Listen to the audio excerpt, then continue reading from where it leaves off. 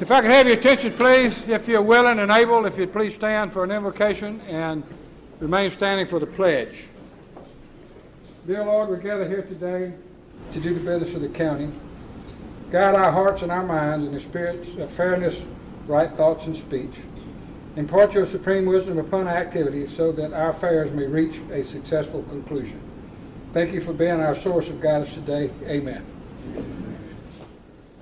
I pledge allegiance to the flag of the United States of America and to the republic for which it stands, one nation, under God, indivisible, with liberty and justice for all.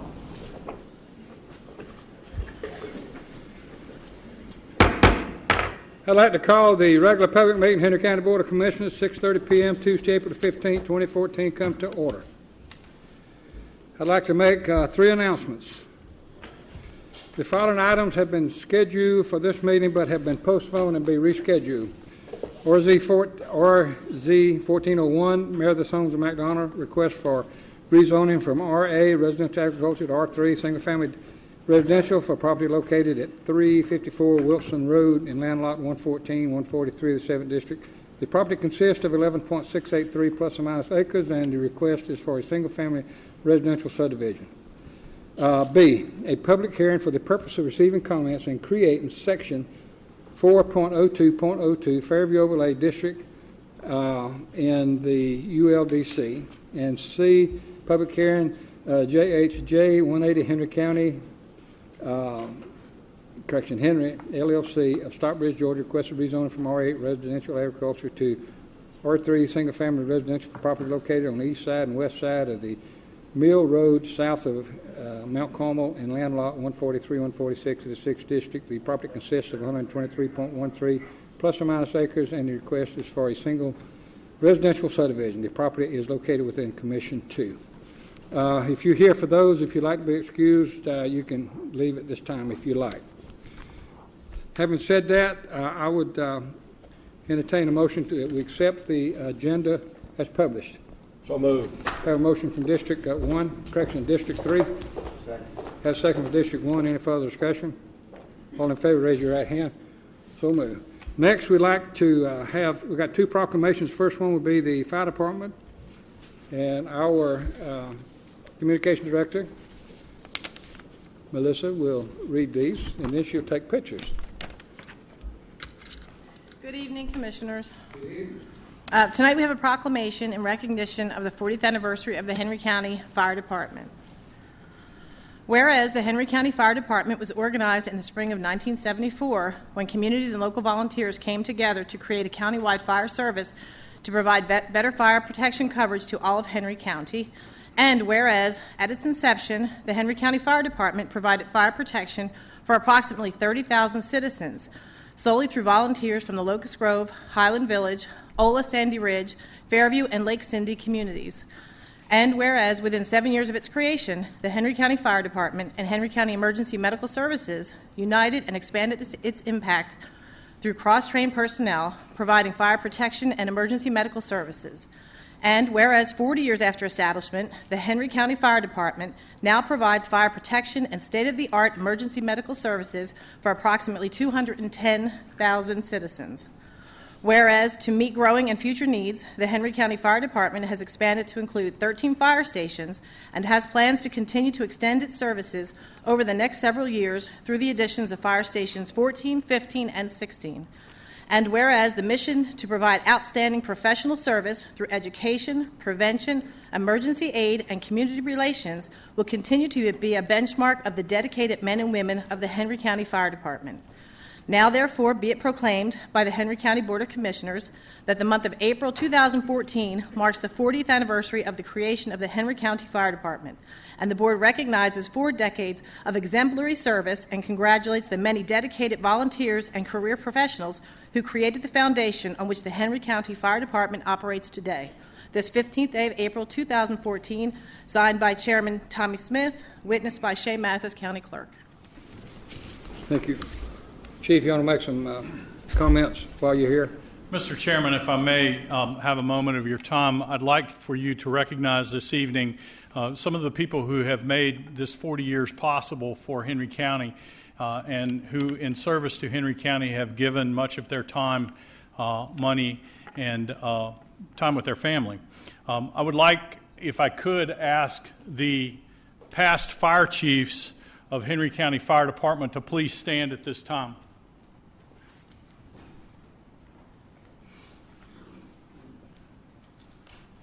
I would like all continue to stand if you would. I'd like for the past volunteers or past employees of Henry County Fire Department to stand as well.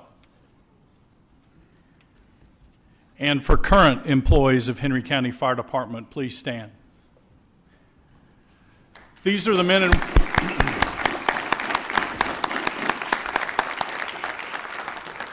you may be seated. These are the men and women who have set the foundation for this fire department for so many years and who have served this community so graciously of their time. Thank you for recognizing them, and thank you for recognizing this, our 40th anniversary. Thank you. Let's get a picture. Come on up, folks.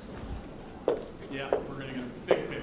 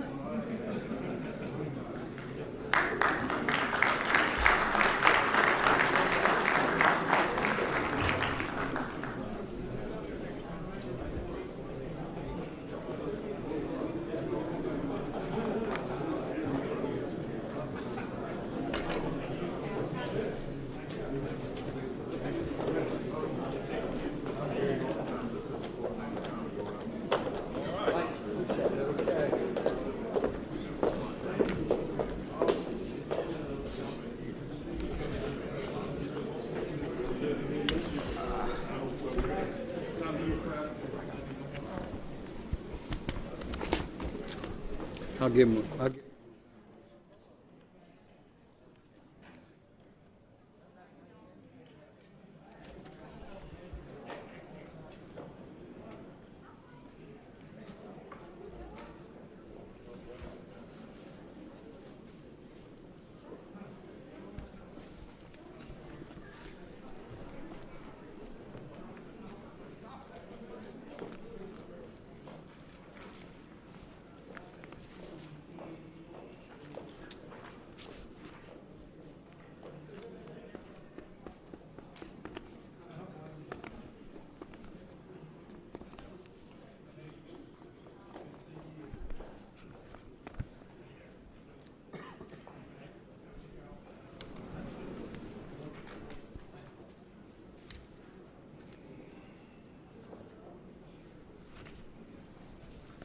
Next, we'll have the proclamation for the 100th anniversary of the Locust Grove Women's Club.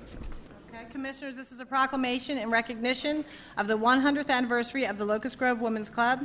Whereas the Locust Grove Women's Club was formed as a result of a joint prayer meeting of the missionary societies of the Locust Grove Methodist and Baptist churches, and whereas Daisy Gray, wife of Locust Grove Institute President Claude Gray, was instrumental in encouraging and facilitating the club, as well as ensuring the ongoing early success of the club's service to the community. And whereas the Women's Club joined the National Women's Club Federation in 1917 and has been consistently involved on the national, state, and local club levels as part of the 6th Georgia District. And whereas throughout the years, the club has used the guidelines set forth by the Federation to determine projects, fundraisers, and volunteer work in the areas of education, public issues, conservation, international matters, arts, and home life. And whereas over the past 100 years, the club has been involved in timely projects such as making bandages for the soldiers in World War I, forming and running a center for local teens during World War II years, town beautification projects, assisting libraries and classrooms with supplies, hosting art contests and county-wide photography contests, and much more. And whereas the Locust Grove Women's Club also annually helps to support Tallulah Falls School, which is owned by the Georgia Federation of Women's Clubs. And whereas in 2013, the Locust Grove Women's Club was the recipient of the Catherine C. Derrick Membership Award, presented to the individual club in the state of Georgia that has the highest membership increase for the year. And whereas the Locust Grove Women's Club presently has 19 members enrolled who actively participate in various activities throughout the year, making a difference in our community every day. Now, therefore, be it proclaimed by the Henry County Board of Commissioners that the month of April 2014 marks the 100th anniversary of the Locust Grove Women's Club, whose members we thank for their efforts on behalf of the community and for being an instrumental force in many civic and charitable endeavors, and we wish them continued success in the years to come. This 15th day of April 2014, signed by Chairman Tommy Smith, witnessed by Shane Mathis, County Clerk. Thank you. We got any people here that'd like to come forward and get this proclamation, please?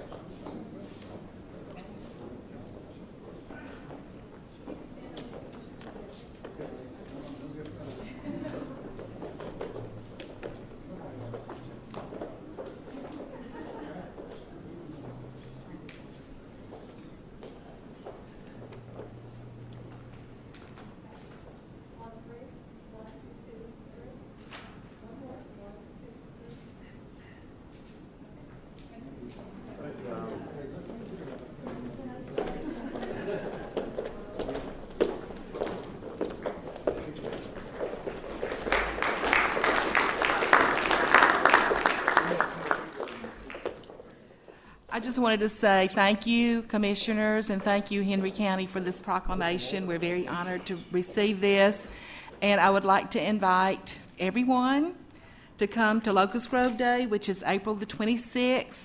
We will celebrate our 100th birthday that day as being part of the parade, Locust Grove Day Parade, and we will have a tent which we will display much of our very treasured history. We've made a lot of difference in our little town.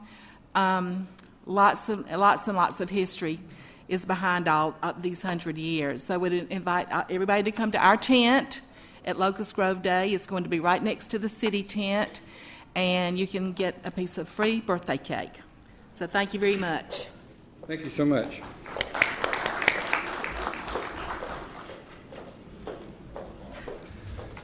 Next, we'd like to recognize Mr. Steve Richardson. You have 15 minutes. If you would, give your name and address for the record, please.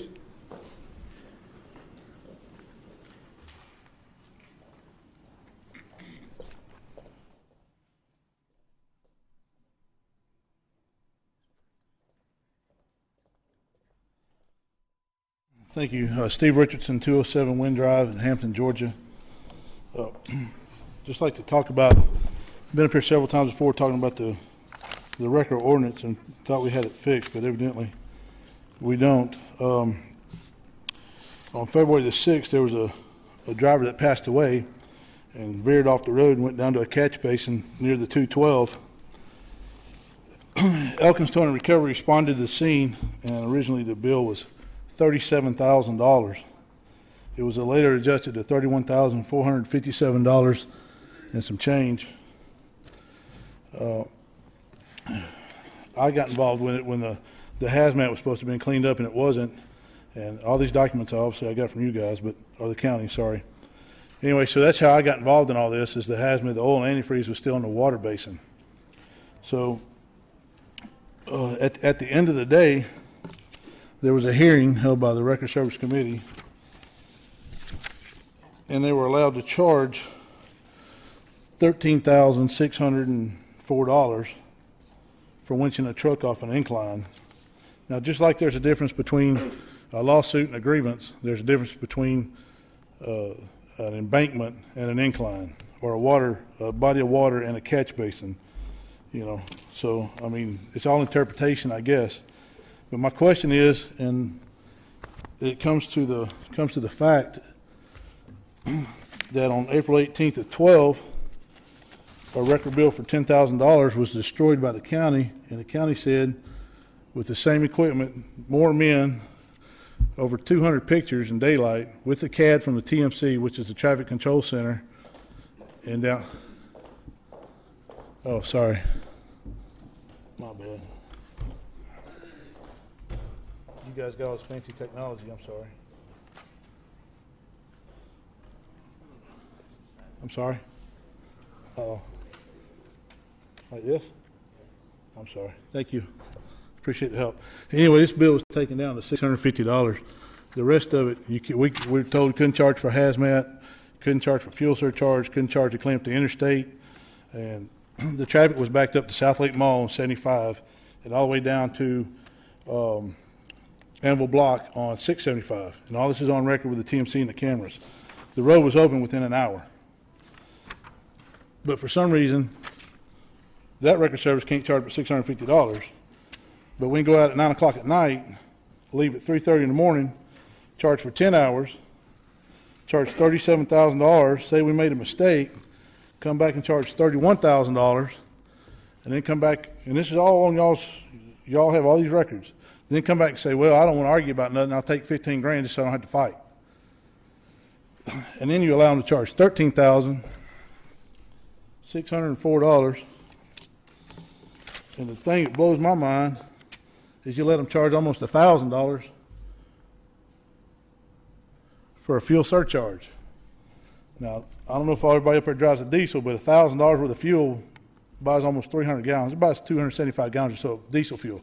You don't burn that kind of fuel with this kind of equipment in that kind of time. So, I mean, the whole thing, and I don't care what they charge. They charge $1 or $1 million. That's not the point. The point is, why can one charge one thing and another charge another? And just to be clear, there's been some rumblings that I sued the county. I have no lawsuit against this county, so let's just be crystal clear about that. So I wish somebody would answer some of these questions that I have, because I'm not suing anybody here. So can anybody explain to me why that there's such a vast difference in what we're letting the record services charge for the work that's done, and why we're waiting 2 weeks for somebody to get their proof in, which is per the ordinance, and then another record service, they turn it in within the 2 days. 2 months later, outside the record ordinance, you have a hearing, and this is all on June 5th of 2012, if anybody wants to go look, and you sit there and give a tongue lashing to them, and then you sit there and tell them at the end of the day, well, you're suspended. And you never even looked at the evidence. So where is this not discrimination?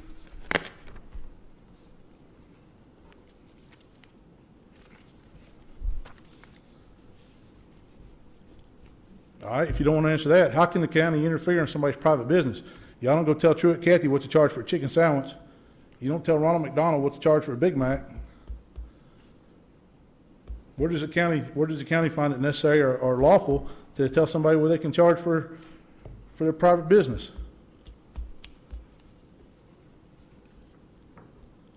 Well, let me ask you this. You going to answer any questions?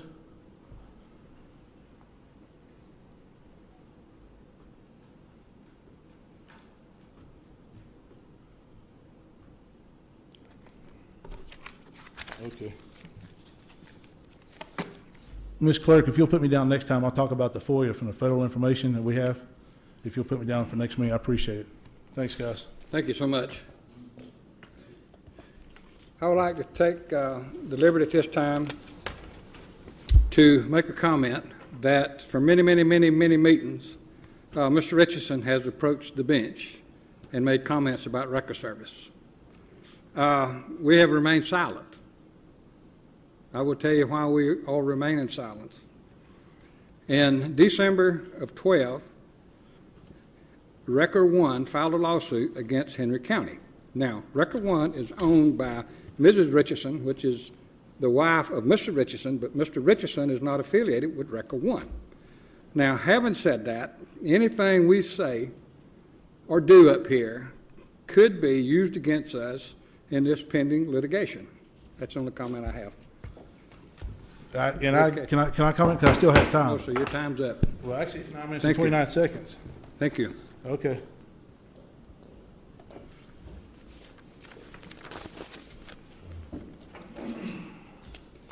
Next, we have a request from Mr. Dan Edwards to discuss District 5 concerns. If you would, you got 15 minutes, and state your name and address for the record, please.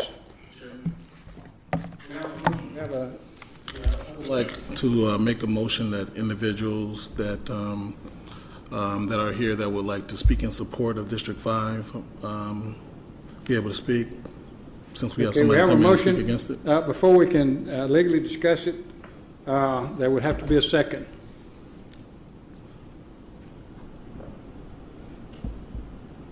I want to make a motion that individuals that are here to speak in support of District 5 be allowed to speak. That's your motion. That's my motion. Okay, it takes a second to go in discussion. So can you ask for a second again? I don't Sir? think, can you ask for a second again? I don't think anybody heard me. Who made a second? It would be a second. Otherwise, the motion would die for lack of second. Okay. Thank you. Okay, you got 15 minutes. Before, just point of clarification. We have a public comment section at the end We of the do. meeting. We do. We have 5 minutes at the end of the, Yes, sir. Mr. Chair, if you would explain the time after the public session, that I would appreciate also. That anyone wishing, would you explain that? Okay, How they have to be on the agenda? let me explain this. We have 3 rules. Rule number 1, if you want 15 minutes with or without a dialogue with the commission, you have to put it in writing, give it to the clerk, the Wednesday before the meeting on the next Tuesday. Okay, now, if you don't do that, you can come in here, right around the time we start the meeting, you can go to the clerk. I've got 5 or 6 here, people that want to speak. At the end, you will notice that we have public comments. Citizens are allowed to voice county-related concerns, options, and they get 5 minutes. Okay, now, on other issues, if a commissioner wants to hear issues on a zoning, not a zoning because that's a public hearing, but an ordinance or something, a commissioner can make a motion to open it up to the public, and we vote on it, and we have yet failed to vote on that on an issue. So since, if I clarified that, we have 3 ways you can do it. 15 minutes. Now, you get 15 minutes. If a first commissioner that asks a question, the clock comes off, that's a dialogue. On the 5 minutes, you get up here and make a comment. The first commissioner that asks the question, the clock comes off, you got a dialogue. So whatever time that dialogue is.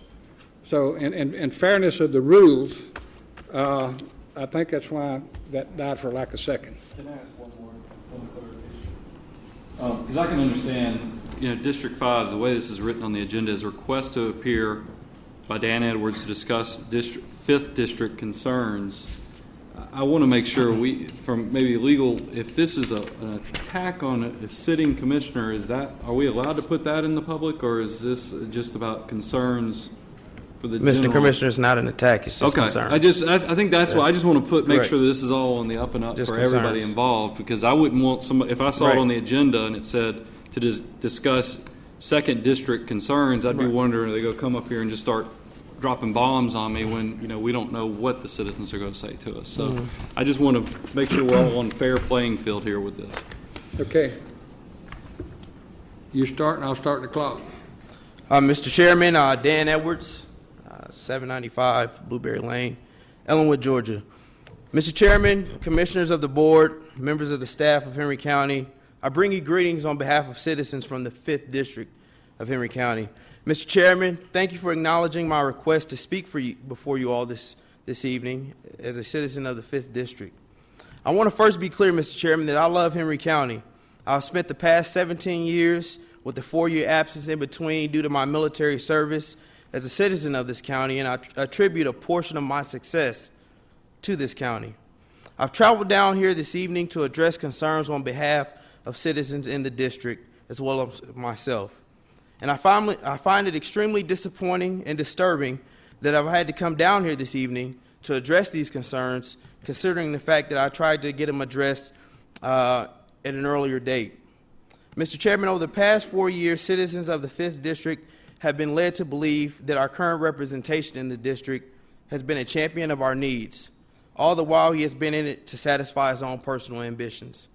While on the surface, it looks as if things are just fine in the community, once you scratch a little bit deeper, you will quickly see that the decisions being made under our current leadership will cause close to irreparable damage if these issues aren't addressed in a steadfast manner. The past 4 years, the commissioner of the 5th District has been more about self-promotion rather than public service and community development. I don't find it the least bit coincidental or ironic that the commissioner is in the midst of an election year and he's gone to great lengths in making projects around the county seem more than what they really are, and even stoop as low to take his credit for projects that he had nothing to do with. Again, these are concerns that I attempted to get addressed at a self-proclaimed town hall meeting on January 25th, and they are the following. 1, since his inception, the commissioner has been around the district, and I'm certain the rest of the county and around here, touting his accomplishments of the Fairview Medical Plaza. It's plain as day as you travel east and west on Fairview Road via a sign that reads, quote, "Something big coming to Fairview thanks to Dr. Gregory Daniel and Commissioner Bruce Holmes," close quote. There is no question due to his self-promotion and that he played an integral role in the business development coming to the 5th District. He can tell you about the restaurants, as he did in the town hall meeting, the $180 million, 1,300-plus job economic impact, and how many jobs it will create. All this and more, but when asked additional questions, such as how the development group arrived at those figures, he responds in a dismissive tone. "I don't know, it's a private development. You'll have to contact them." But Mr. Chairman, little does the commissioner know that I took the liberty of contacting Nidus Development Group long before his recommendation. I've been attempting to contact representatives from Nidus Development Group via email and phone since last year and have yet to receive one correspondence acknowledging my attempts to establish contact from a representative of the group. Questions such as, what is the sustainability of this project, considering Eagles Landing Family Practice came into the community 10 years ago to provide similar service, and today that building sits vacant? Citizens would like to know if there is any agreement in place that a certain number of the units have to remain occupied. If not, we face the risk of building ourselves into blight, like what has happened at Eagles Landing Family Practice, the Publix, and the Old Ingalls, vacant commercial real estate. What about the sustainability of the other local medical businesses in the area? The Fairview Medical Pavilion that already exists less than a half a mile away of the projected Fairview Medical Plaza, the Fairview Chiropractor with Dr. Hall, Chafin Dental, and the recently constructed dialysis center. If they don't survive, then it will lead to them closing their doors, which will cause more blight, which will ultimately lead to a decrease in property values. Additionally, most of the jobs created will be temporary construction jobs used to build the facility. With none of the parties involved being able or willing to answer these questions, one can only speculate. Individuals other than the citizens of the 5th District are benefiting from this project. 2, the Fairview Beautification and Redevelopment Project and other transportation projects have been years in the making. It was approved under SPLOST 3 in 2008, 2 years before he was elected. The only accomplishments in this term as it pertains to Fairview beautification are the conspicuous Welcome to Ellenwood Village signs as you enter the county. 3, the commissioner makes the claim that 73% of the yes votes for SPLOST 4 came from District 5, but that's simply not true. As a matter of fact, when you analyze the numbers provided by the Elections Division, it's less than 23%. 4, my final and most pressing concern at the moment, Mr. Chairman, is what occurred on February 11, 2014. Need I mention that it was on the eve of one of the worst ice storms to hit the metro area in a decade, when this board approved for the commissioner to finance $9.1 million, $4.8 million, which will be used to build football fields in the 5th District. Now, Mr. Chairman, I'll go ahead and assume before this was put to vote that a soil test and an appraisal was done. And I want to be clear that I support the recreational development of the community. However, to finance this money for this project, we have to ask, where are the priorities?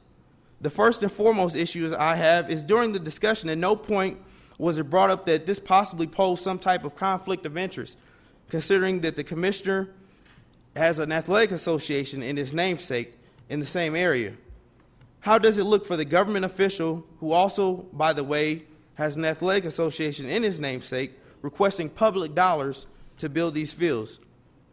Not only did he make the request, he made a second on the motion, which was voted upon. Out of sheer perception, wouldn't you agree it would have been appropriate for the commissioner to recuse himself or abstain from the vote? At his January 25th town hall meeting, he placed blame on this board by there being no new Fairview or no 5th District fire station in the foreseeable future, but totally disregarded the opportunity to replace fire station number 6 that already exists in the county and wouldn't require the $1.2 million needed to staff it. Where are the priorities? The replacement of fire station number 6, I understand, is currently on the countywide project list, but it's a priority 2 project. And if you know, like I know, priority 2 projects during SPLOST, the success of them is little to none. What good does it do to build a park if kids can't safely walk there because there are no sidewalks or street lamps? What about the additional funding needed to maintain the park? Where are those figures? What good does it do to complain about your colleagues not working to meet emergency management needs when the opportunity is all but dismissed on the complainant's part? I asked myself these questions multiple times trying to figure the commissioner's reasoning, only to come to the conclusion that in the midst of an election year, this is yet another feeble attempt to speak in terms he would understand, pad his stats. Now I'm most certain at this point, as I conclude my statement and the commissioner has his opportunity to respond, he will provide some excuse as why he failed, or lack of better words, disregard my concerns at his January 25th town hall meeting. He will probably repeat some of the statements I made as it pertains to the economic impact of the Fairview Medical Plaza, but will provide no evidence on how they arrived at those numbers. He will probably state that he has no direct ties to the Bruce Holmes Athletic Association and that the board of directors handles all business of the organization. Mr. Chairman, the past 4 years have been nothing but a business venture for him, and I take it personal. He's been about self-glorification. This is evident that when he has anything to do with anything, whether it's an event, an organization, or a project, he has to physically put his name on it. For we all know and have had the opportunity to discover of him the past few years that when it comes to the 5th District of Henry County, it's all about Bruce Holmes. He never misses an opportunity to make it about him. In closing, due to his refusal to answer these questions and concerns when I attempted to pose it to him at the 25th meeting, I hereby publicly address them in an open forum.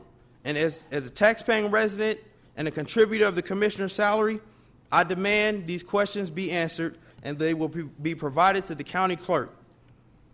1, put me in direct contact with a representative of Nidus Development so they can provide me with a metric that proves the $180 million economic impact as well as the 1,300 plus job impact it's supposed to provide to this area, as well as establish an agreement that a certain percentage of the units of the medical plaza remain occupied. 2, does the commissioner stand to benefit personally from the construction of the Fairview Medical Campus? 3, once the plaza is complete, what is the viability or plan for the other medical businesses in the area? If not, if they are forced to close their doors, we have done nothing but built ourselves into blight.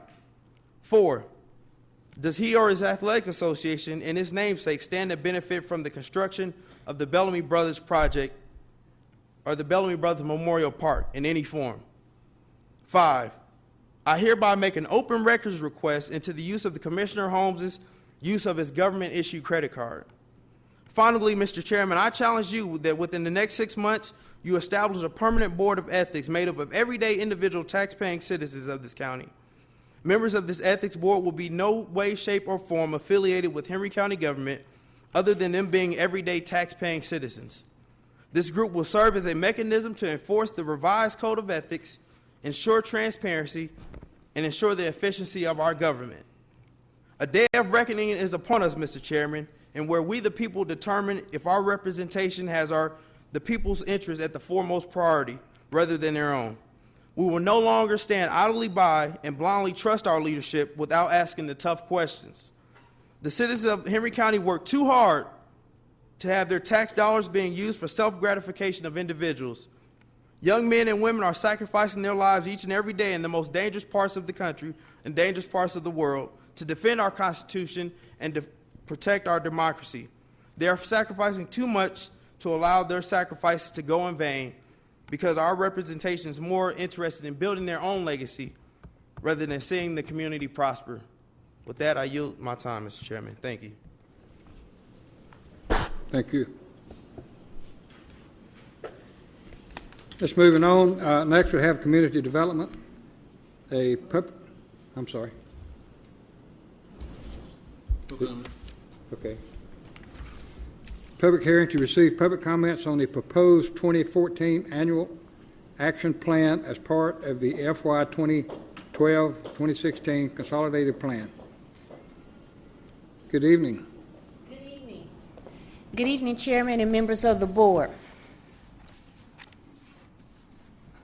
This is a public hearing, as mentioned, and just a little background. As a prerequisite to receiving CDBG, Community Development Block Grant funds from the U.S. Department of Housing and Urban Development, Henry County is required to submit an annual action plan for fiscal year 2014, that being the third year of the county's 5-year consolidated plan. The county has been advised by HUD that it is eligible for $1,002,637 for FY14.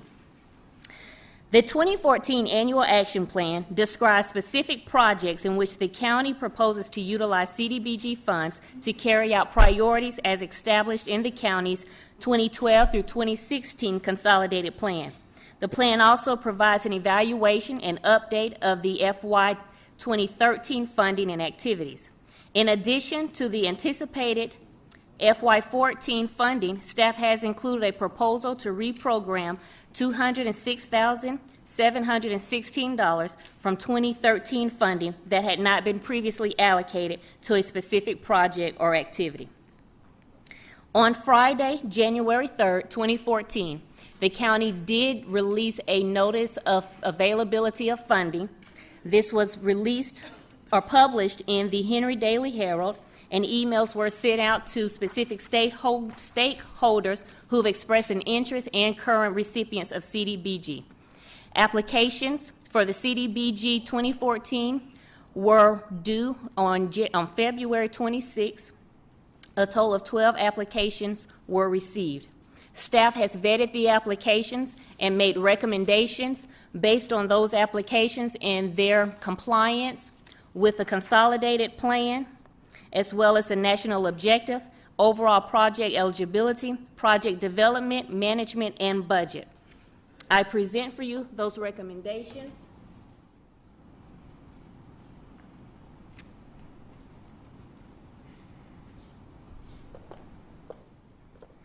As required by the Citizens Participation Plan, staff has published a public notice of the FY 2014 Annual Action Plan as of March 28th. A 30-day public comment period is currently in process, starting Monday, March 30th, ending Friday, May 2nd. Copies of the draft plan have been made available at various public locations throughout the county and on the county's website. Again, this is a public hearing. Let me ask you a question before we open up for the public. Yes, sir. On that chart you got there, Yes, sir. we run into this, I had the same question last time. We have 20,000, 25, 16, 19, 20, 25, and 25. Yes, sir. And I know last year, it seemed like it was first come, first served that asked for the most that got the most. Now, how do we determine the distribution, because we only got a certain amount of money, so how do we determine the distribution in a fair and equitable manner? Do we have any criteria? Yes, sir. Okay. Staff does review applications, and we do have a scoring sheet for objectivity. And I wouldn't say as a first-come, first-served basis. All applications are received and reviewed at the same time and then discussed among staff where the rankings are averaged. We utilize that average ranking of all of the applications to make recommendations. We start with the applicant's request for funding. Applicants make a request based on their need for funding and the project in which they intend to carry out with that funding. Okay. Anybody else have any questions? Yes, sir. I just wanted, because first, just a compliment to you, because when we first started getting this grant money, it was the wild, wild west on trying to allocate this, and you have made this so much of a smoother process in answering all the commissioner questions as well as the community people. I asked you this year, as well as I think I talked about it last year, I was surprised some of the organizations that I know in the community that I was surprised weren't on the list. Yes, sir. And then you clarified with me that the accounting that each of these organizations has to provide to the government on how they spent the money, how it impacts, is pretty rigorous. So that actually pushes a lot of the organizations and charities that we're all, some of us are more familiar with, why they probably are not on this list too, is because a lot of people showed up. How many stakeholders, you might have already said that in the presentation, how many stakeholders showed up just for the information? I do not have Well, that I mean exact organizations, number. but it was a large number of organizations. Yes, sir. We did hold 2 information sessions, and those are mandatory to submit an application. That gives agencies some background information so that they are aware of the reporting requirements before submitting an application. And my estimate would be that we saw 25 to 30 different agencies, or at least individuals. I can't say that how many of them will represent various agencies, but there were packed rooms. Right. How many new recipients do we have this year compared to last year? I noticed a few new ones on here. Yes, sir.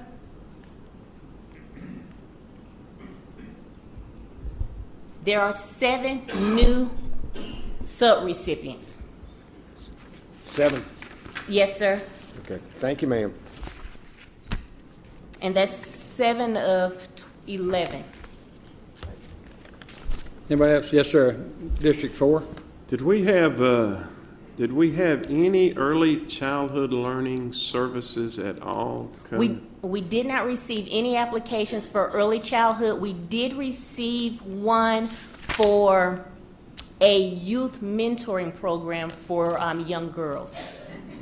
It's very disappointing that we didn't have, because last year we were bombarded with people coming in and wanting to know why they didn't have an opportunity for early childhood learning, and everybody knew that this was the time and this was going on. I know I have several constituents in my district that are very involved with early childhood learning. If I can correct that, there wasn't one for early childhood in terms of a daycare center. There was one for a tutorial program. For a tutorial program? Yes, sir. There was one for that. Which one is it? Did it make the cut? No, sir. We did not recommend them for funding. We found that they did not meet all of our requirements, and we had some concerns with their application. Could you expound just a little on the requirements, not anything else, because I don't want to poison the water on who they may be, but Yes, sir. just a little bit on what they didn't do on the requirements. Well, the agency that I have in mind, some of the concerns that we had with the application is that we found that it was incomplete. We walked away from reviewing the applications still with a lot of questions. We were looking for commitments from the applicant, and their application was really what they were asking for was for us to fund the full program. They didn't have any buy-in to the program and no commitments from other agencies or partnerships or other resources. This program is not actually set up or in place to do full funding. It actually is to help their funding source. Is there a percentage that it's actually to help the funding source? The county, we have not established a percentage for CDBG or a percentage that applicants must present as match, but CDB is not full or sole source funding. It is gap funding. Would it be a good idea maybe before the next one to look into that and have a percentage factor that we could actually use that as a determining factor? Yes, sir. Another agency or jurisdiction I've worked with previously utilized 50%. Is that something that the board would be okay with? Well, I'd just like to see a percentage. I'd like to have one more tool in the toolbox. Certainly. To determine whether or not that group would be able to qualify. Thank you, Mr. Chair. That's all I have. One last thing Shannon just said. Shannon, when we talked about this is a reimbursable program, so these organizations have to have capital on the front end, and then they get reimbursement, and that kind of pushes a lot of these organizations out too, because a lot of them don't have the capital to fund it and then get reimbursement at a later Yes, date sir. too. And that's not our rules, that's just the way the program is set up by the federal government. Yes, sir. We cannot refund or pay out funding until we have beneficiaries, until individuals in the community have been served or received benefit from those funds. Yes, sir. We talked about the African Children's Fund. Yes, sir. And them not having a location in Henry County. They have secured a location. They have secure, so they'll be able to serve the children of this county. Yes, sir. Thank you. Anybody else have any comments, questions? I have a comment. Several months ago, there was some discussion about one of these entities didn't or was not going to participate in their part of the money. Now, is that something that is that something I could ask now, or is that?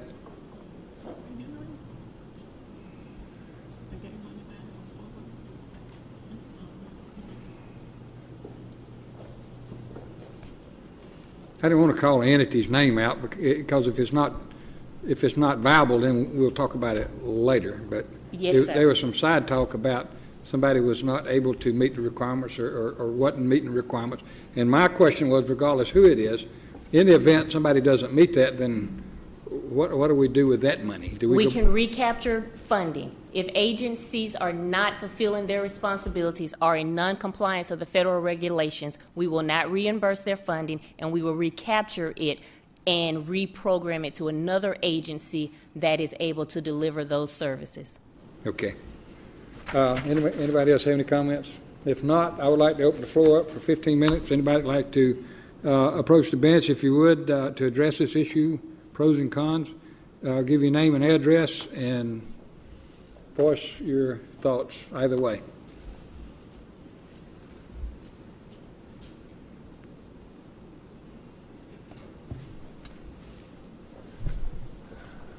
Good evening, Commissioners. This is a privilege for me. It's my first time addressing this board.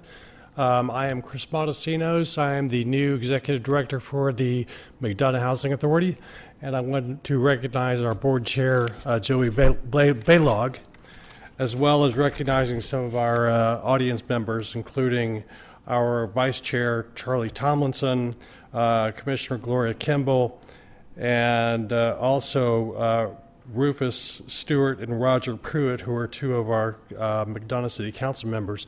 And on behalf of our Mayor, Billy Copeland, who could not be here this evening, he wanted to extend his appreciation for the opportunity to present before you guys and just to kind of highlight our project as part of the request for CDBG funds. The Housing Authority is one of only two housing authorities that operate within Henry County. McDonough has 118 units of public housing. The other would be the city of Hampton, which has 25 units. So when we were established back in 1957, that seemed pretty adequate to address the affordable housing needs in the county. However, in the last 20 years alone, the population of Henry County has grown 250%.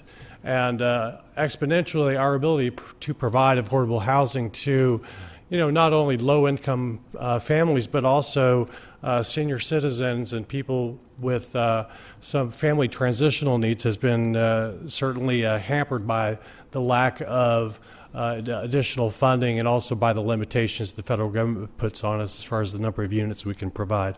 So to that respect, we operate on the system of an operating fund and a capital fund. Our capital fund is allocated by Congress each year based on a formula, as well as the operating fund. Over the last several years, since 2008, with the economic recession, we've seen significant decreases in both capital and operating funds. Our capital fund alone, which pays for non-operational activities such as maintenance of our public housing units, as well as improvements in grounds and development of improved facilities, has been reduced 18% in the last 3 years alone. So we're looking at some pretty serious decreases over the years.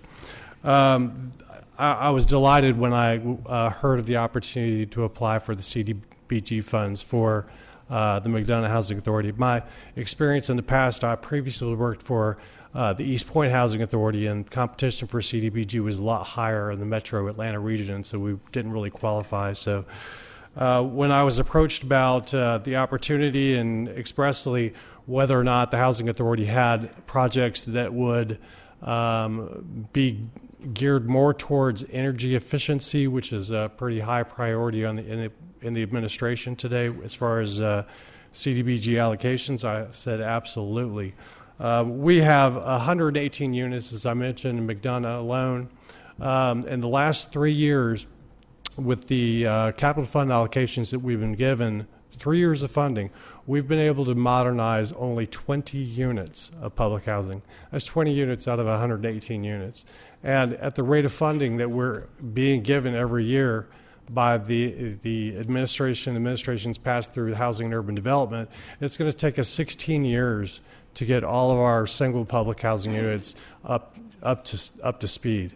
Now, we're talking about buildings that were built in 1956, so some of us hold up better at that age, but we all need a little bit of extra TLC, whether that's replacing the HVAC systems, putting in Energy Star appliances, addressing some environmental issues such as maybe some asbestos, which might be in the mastic under the tiles, or in the joint compost in the sheetrock.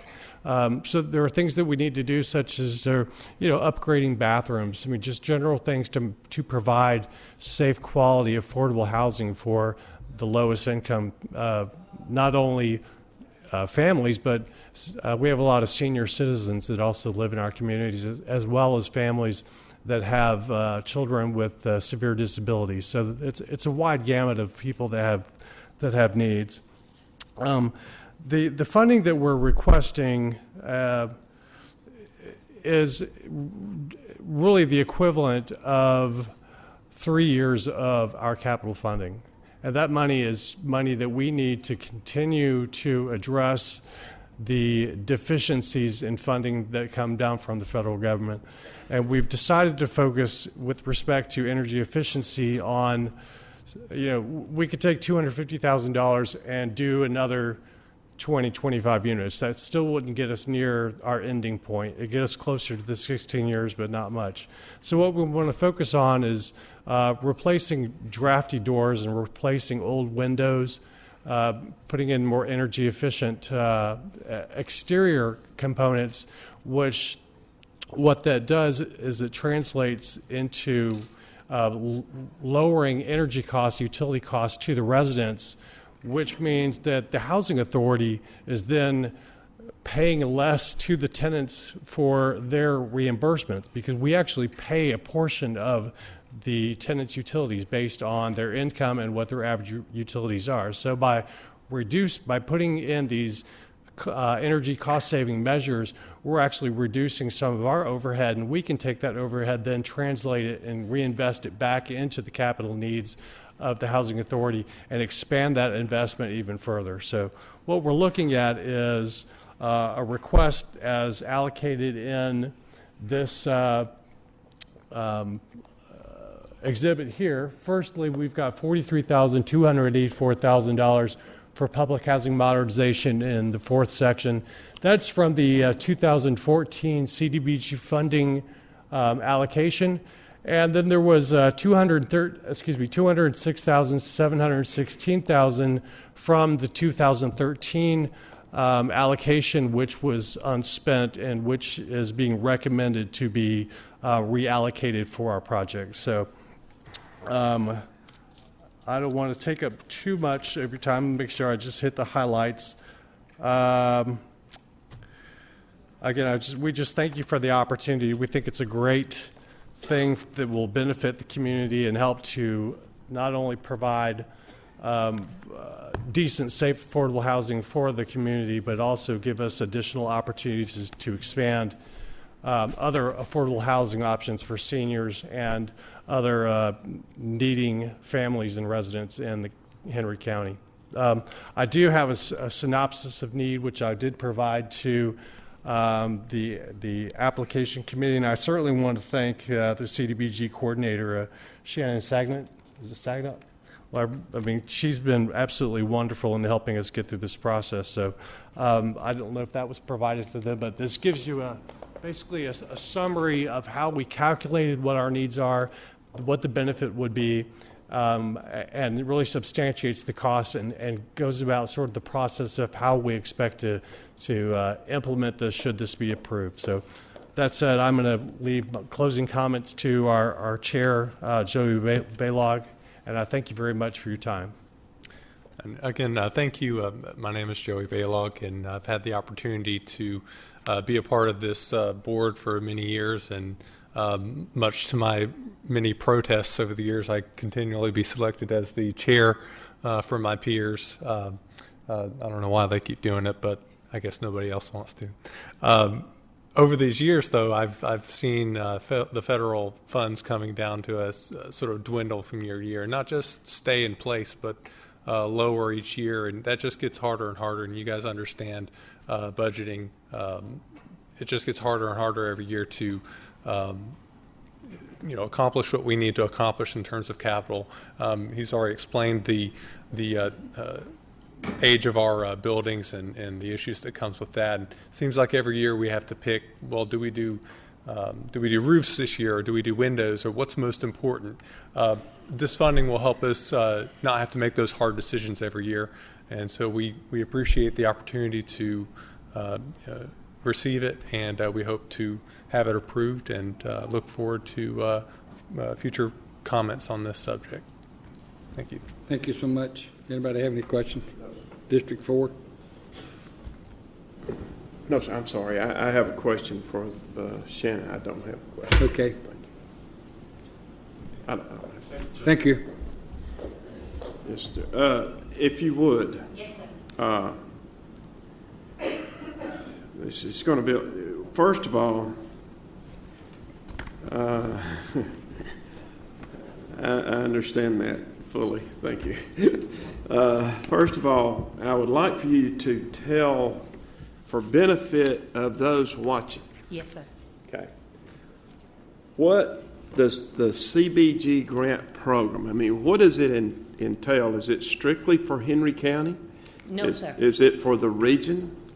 Is it for outside of the United States? CDBG, Community Development Block Grant, is funding through the U.S. Department of Housing and Urban Development. Henry County is a direct recipient from funding from HUD to benefit Henry County residents. All of our recipients that we're recommending have programs that have been designed specifically for Henry County residents. Okay. Having asked that question, there's one that I'm compelled to ask because I've looked at I've looked at all of the different programs, and I'm going to read one, and I hope to goodness it's not taken the wrong way because I represent all the citizens in Henry County. And I fully understand that I've got to find it if you'll just give me 1 second. Yes, sir. When looking at all of the different programs, the Hands of Hope, Southern Crescent, Family Violence, the Haven House, All Grown Up, A Friend's House, Connecting Henry, I look at all of those, and all of those seem to be inclusive of everyone. Would you agree? Pretty much? Yes, sir. Okay.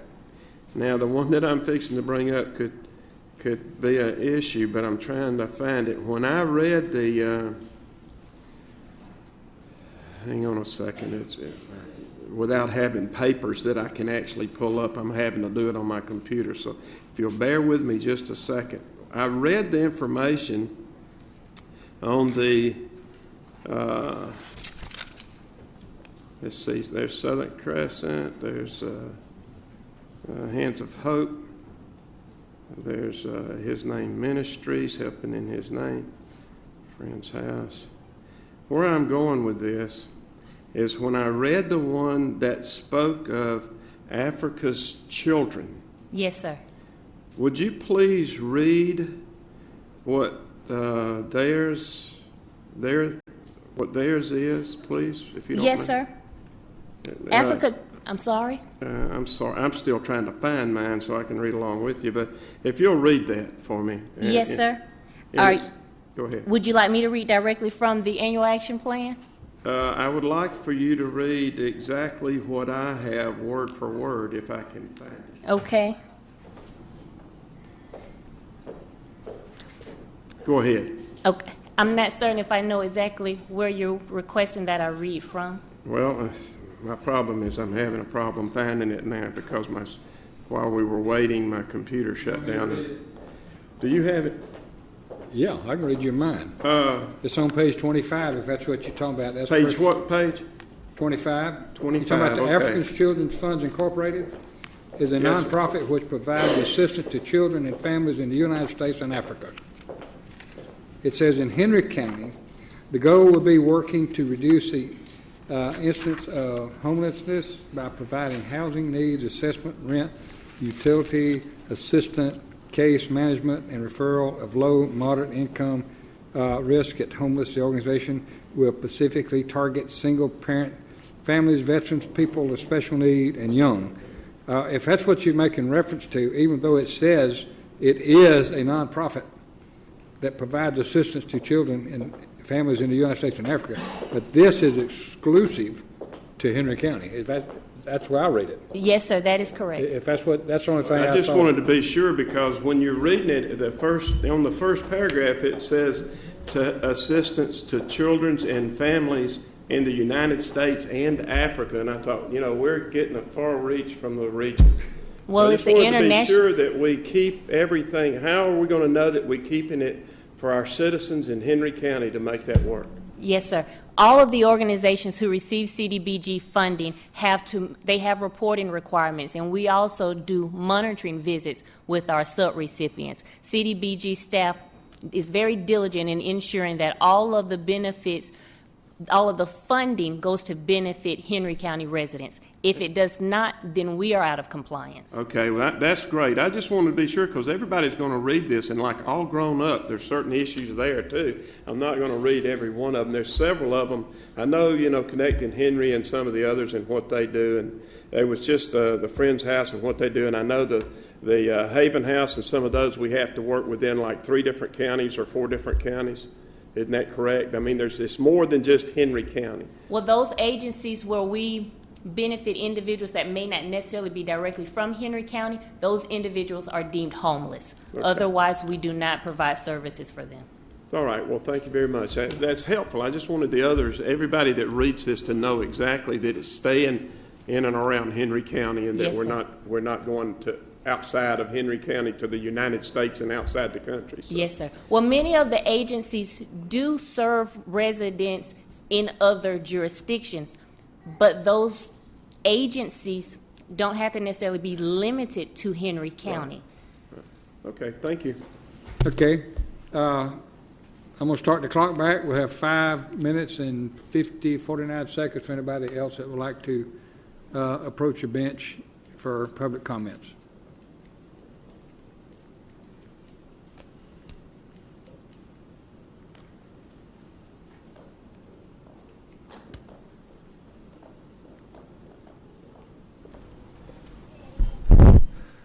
Good evening, honorable commissioners. My name is Victor Mbaba. I'm the CEO of Africa's Children's Fund.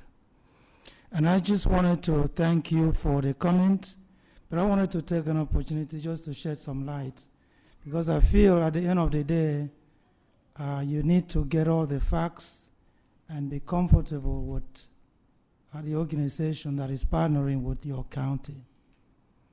Our organization was incorporated in 1993, and we have 4 programs.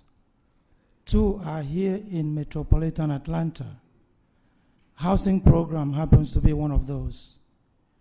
In 1999, we purchased our first location, 24 acres of land with a building in Fulton County, using CDBG and home funds, where we're saving Fulton County residents. We expanded the program to DeKalb County. We registered our program with United Way 211. Because of our name, starting with A, Africa, we are up there on the list.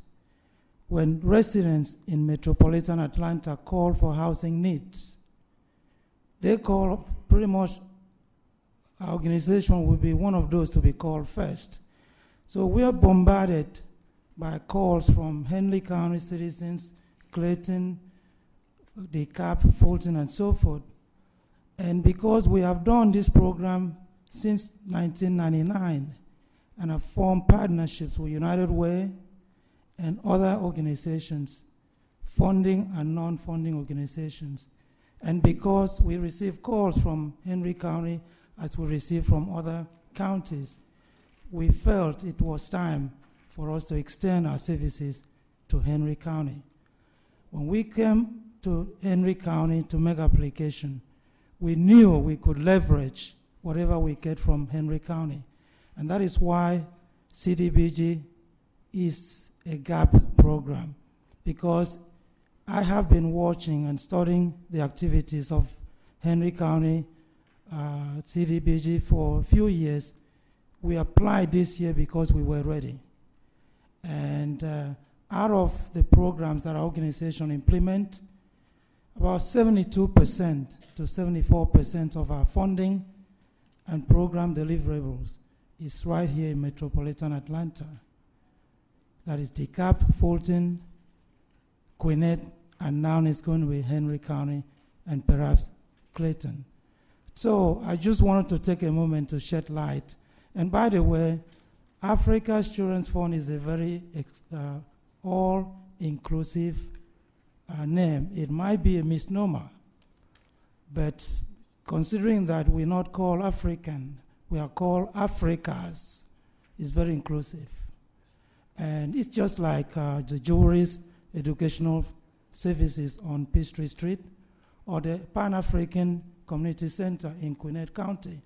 And we feel that this is even a very good thing for Henry to enjoy some diversity, even if for the name, but we are really service-oriented. When we provide services, we are not discriminating against anyone based on race, income, sexual orientation, religious affiliation, or any other form of identification. So I just wanted to, first of all, to thank all of you to being sensitive, because you're doing your job well to scrutinize and make sure that the county's money is spent wisely. We use accounting system that allow us to account grant by grant, so that when the site visit is done, it would be obvious how we receive the CDBG funding from Henry and how we spent it. But I think most of all, we are even going to leverage whatever we receive from Henry County. Thank you very much. Anybody else like to be heard at this time? We got a minute and 6 seconds. I'm showing no one. I'm going to indicate that concludes the public hearing. And since we're not going to take action, do you have any closing comments? No, sir. There will be a second public hearing scheduled for May 6th. Okay. Thank you. Thank you so much. Good job. Next, we have a public hearing. Coons Atlanta LLC of McDonough, Georgia, requesting amendment to the comprehensive plan for property located at 2332 Jonesboro Road and Land Lot 109 of the 6th District. The request is to amend the future land use designated from office to commercial. The property is located within Commission District 2. We'll just wait a minute till people can depart to fix.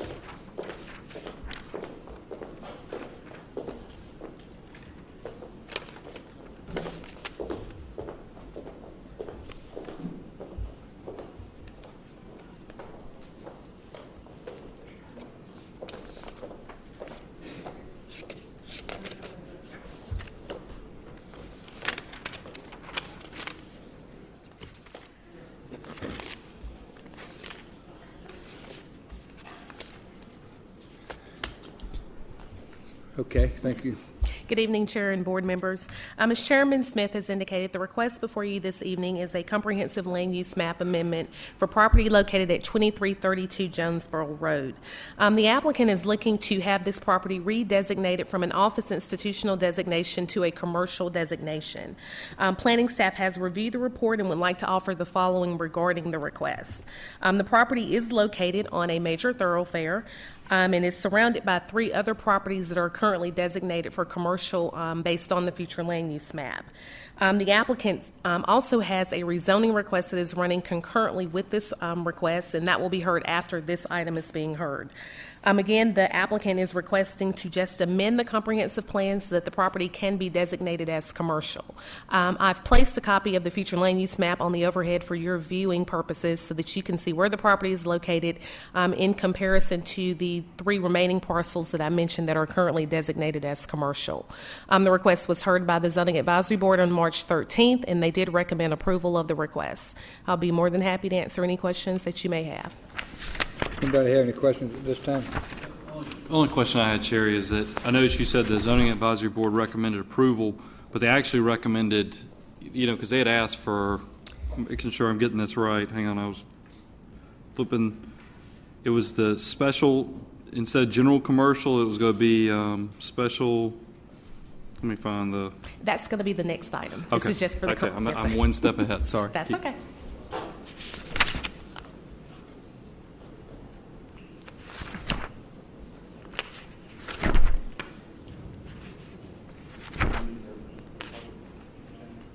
And Chairman, this is a public hearing.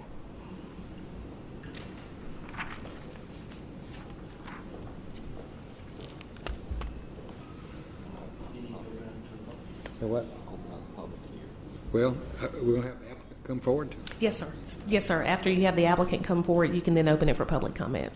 Yes. Yes, sir. I thought we had the applicant first and then we had the public. That is correct. Right. Thank you. So we will ask the applicant to come forward at this time. State your name and address for the record and who you represent. My name is Blake Prince, business address 110 North Berry Street, Stockbridge. The owner of this property is out of town and has asked me to speak in his behalf. This part of the application process, we are asking for the future land use designation to be changed from office to commercial. She does have a copy of the future land use map up. I would like to point out that currently the property is actually surrounded on all 4 sides by what can be C2, C1, or C3. On the east side, we have C1 I believe that's C1. On the south side, we have C1. The north and west side currently are zone PD. And with the PD zoning, they can put C1, C2, or C3 adjacent to this property. So we will be adjacent to commercial on all sides. I'll be glad to answer any questions at this time. Anybody have any questions for the applicant? And Mr. Chair, excuse me, I just want point of clarification. Under the PD designation, the only commercial uses that would be permitted would be C1 and C2 only. Okay. Under C3, under PD, C3 would not be allowed. I stand corrected. Just wanted to clarify that. And then just to go back to Commissioner Preston's original question that I think he was getting into, just for the board's edification, the property is currently zoned O&I, which is office institutional, and was previously going to be the site of the First State Bank. That property has since been turned over to someone else. First State Bank is no longer pursuing that property, and Mr. Prince is representing representing the property owners who are looking to develop the property. They are seeking, again, their requests, the rezoning request that you'll hear next, did include them requesting a higher zoning classification than what the planning staff did recommend approval of. And that is what the Zoning Advisory Board did as well. One thing that I will tell you, our future land use map designates land uses, but it does not designate a specific zoning classification. And what staff tries to do is look at the surrounding properties, look at the character of the area, and look at where that parcel is located in conjunction with other land uses. Most particularly, this property certainly is suitable for a commercial designation, but planning staff did not feel that C2 was appropriate simply because the property directly across the street, directly to the west or east of the property is zoned for C1 as well, which is the BP service station. So planning staff wanted to try to protect commercial encroaching further down Chambers Road and not allowing anything of a higher intensity. So I'll get more into that when we get to the rezoning, but I did want to make sure that I clarified that. You're trying to make me feel better about jumping ahead. So Yes, I appreciate it. no problem. Okay, I want to open up, unless somebody has another question. Any questions? Comments? Anybody has any questions? Okay. I want to open it up for all those that would favor this rezoning request. If you would step up to the podium and state your name and address for the record. Seeing none, I'm going to reset the clock for 15 minutes.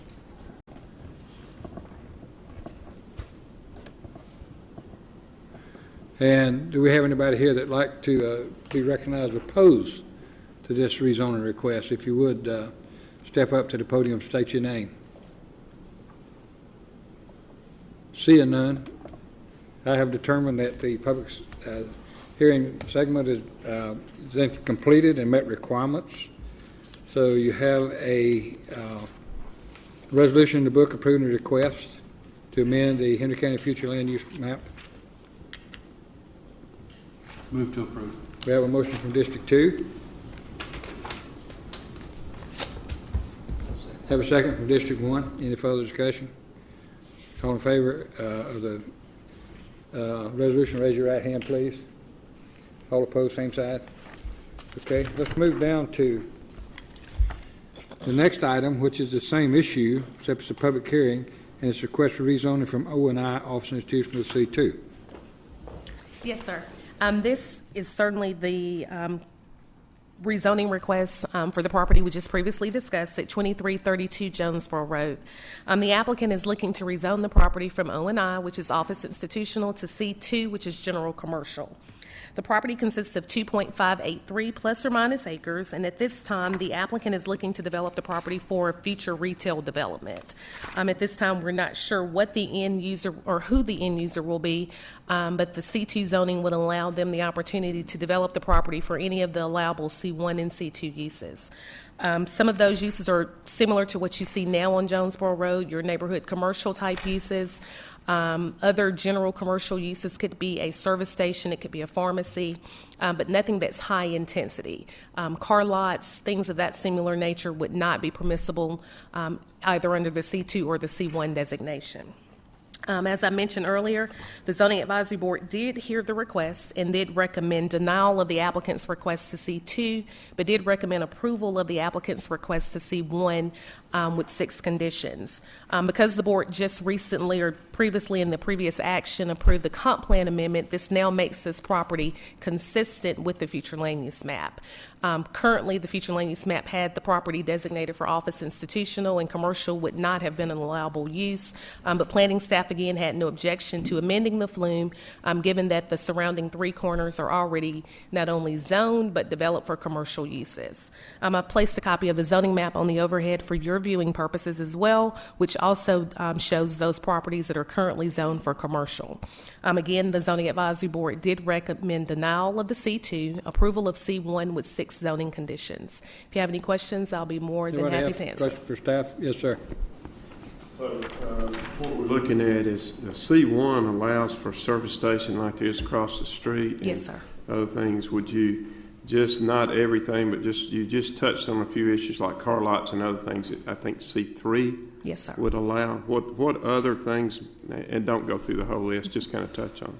Under the C1, you could do any type of neighborhood commercial type uses. You could have your nail salons. You could have a restaurant. You can have any other type of uses that you see along Jonesboro Road now, like a pharmacy, a grocery store. The only uses that would be excluded under C2 and C3, again, would be hotels would not be allowable under the C1. A car lot would not be allowable. But you're looking more at more high-intensity, heavy-duty type commercial uses that would not be permissible. Okay. Thank you. No problem. Would the applicant would like to speak on this before I have a public hearing? Distinguished board, thank you for your time. At this time, we are speaking with Walgreens, and we're in discussions with them and seeing if we can actually work something out with them. My client has asked for C2, as we do not have a tenant as of yet, and he's asked for C2 to increase his marketability for the property. As you know, this property was going to be used for a bank building. I would like to point out again that the pink area shown on there directly adjacent to us, north and west, can be used for C2 currently, as it is zoned. So I just wanted to point that out to everyone. Anybody have any questions for the applicant? If not, do we have anyone that would like to speak in favor of this zoning request? Mr. Chairman, we did receive a letter of support in favor, and you all should all have that at your areas, but I just wanted to enter this into the record. It was from a Miss Patel who lives at 1544 Chambers Road. I've provided the clerk with a copy of the letter as well.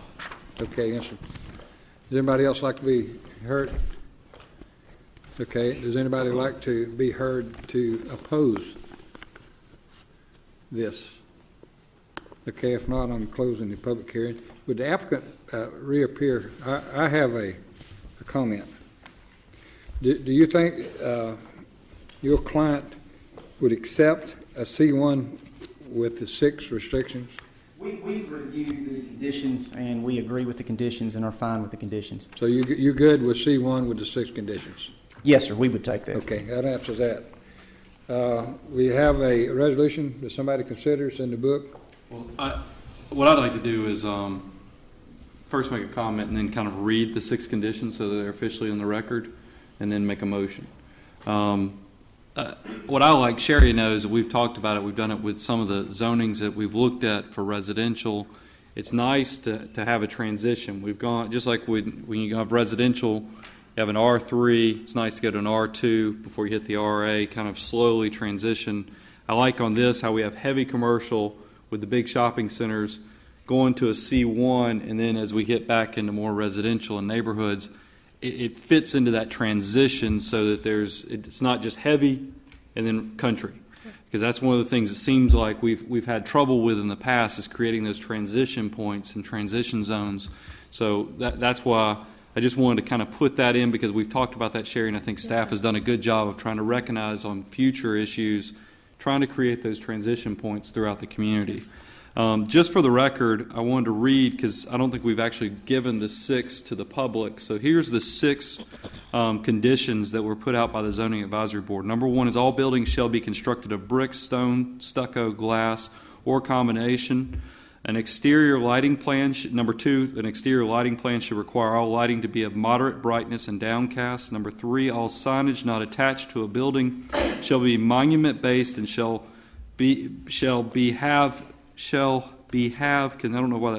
have consistent character and design details that reflect the architectural design of the project. Number 4, dumpsters shall be gated and enclosed with a 3-sided masonry wall having a facade consistent with the facade of the building. Number 5, notwithstanding anything to the contrary herein, no zoning conditions imposed herein shall be interpreted or applied in such a manner so as to require any violation of any existing building, development, stormwater, and or any applicable codes. Number 6, the applicant owner developer is to coordinate with the adjoining owner to the north to place a shared access curb cut to Chambers Road that is located within the limits of the existing northbound left turn bay along Chambers Road. Should the applicant and adjoining owner not be able to reach an agreement for the shared access, the site's access along Chambers Road is to be within the applicant's site frontage, and the access will be required to be a restricted access curb cut, parentheses, right in, right out only by Henry County DOT. With those 6 conditions read into the record, I'd make a motion that we go with the Zoning Advisory Board and staff and recommend denial of the proposed rezoning request from OI to C2, but recommend approval of a rezoning of a property request from OI to C1 with those 6 conditions that are read into the record. Have a motion, have a second. Second. Have a second, District 4. Any further discussion? All in favor, lift your right hand. So moved. Thank you so much. Thank you. Let's go to DOT, resolution requesting award of a bid for an on-site waste wood grinding service. Mr. McNichols. Good evening. Good evening, Chairman, board members. We are asking to award a bid for our on-site waste wood grinding. This material comes from our road projects, from a recycle center, from storm damage, retention pond maintenance, and other ways. I think even Parks and Rec may trim some bushes and add to our apparel. We try to bid this on a yearly basis and grind it up and then, make the mulch available out there at Phillips Drive. So we recommend award to Landon Tree Service. I think they were the low bidder, and I'll be happy to answer any questions you may have.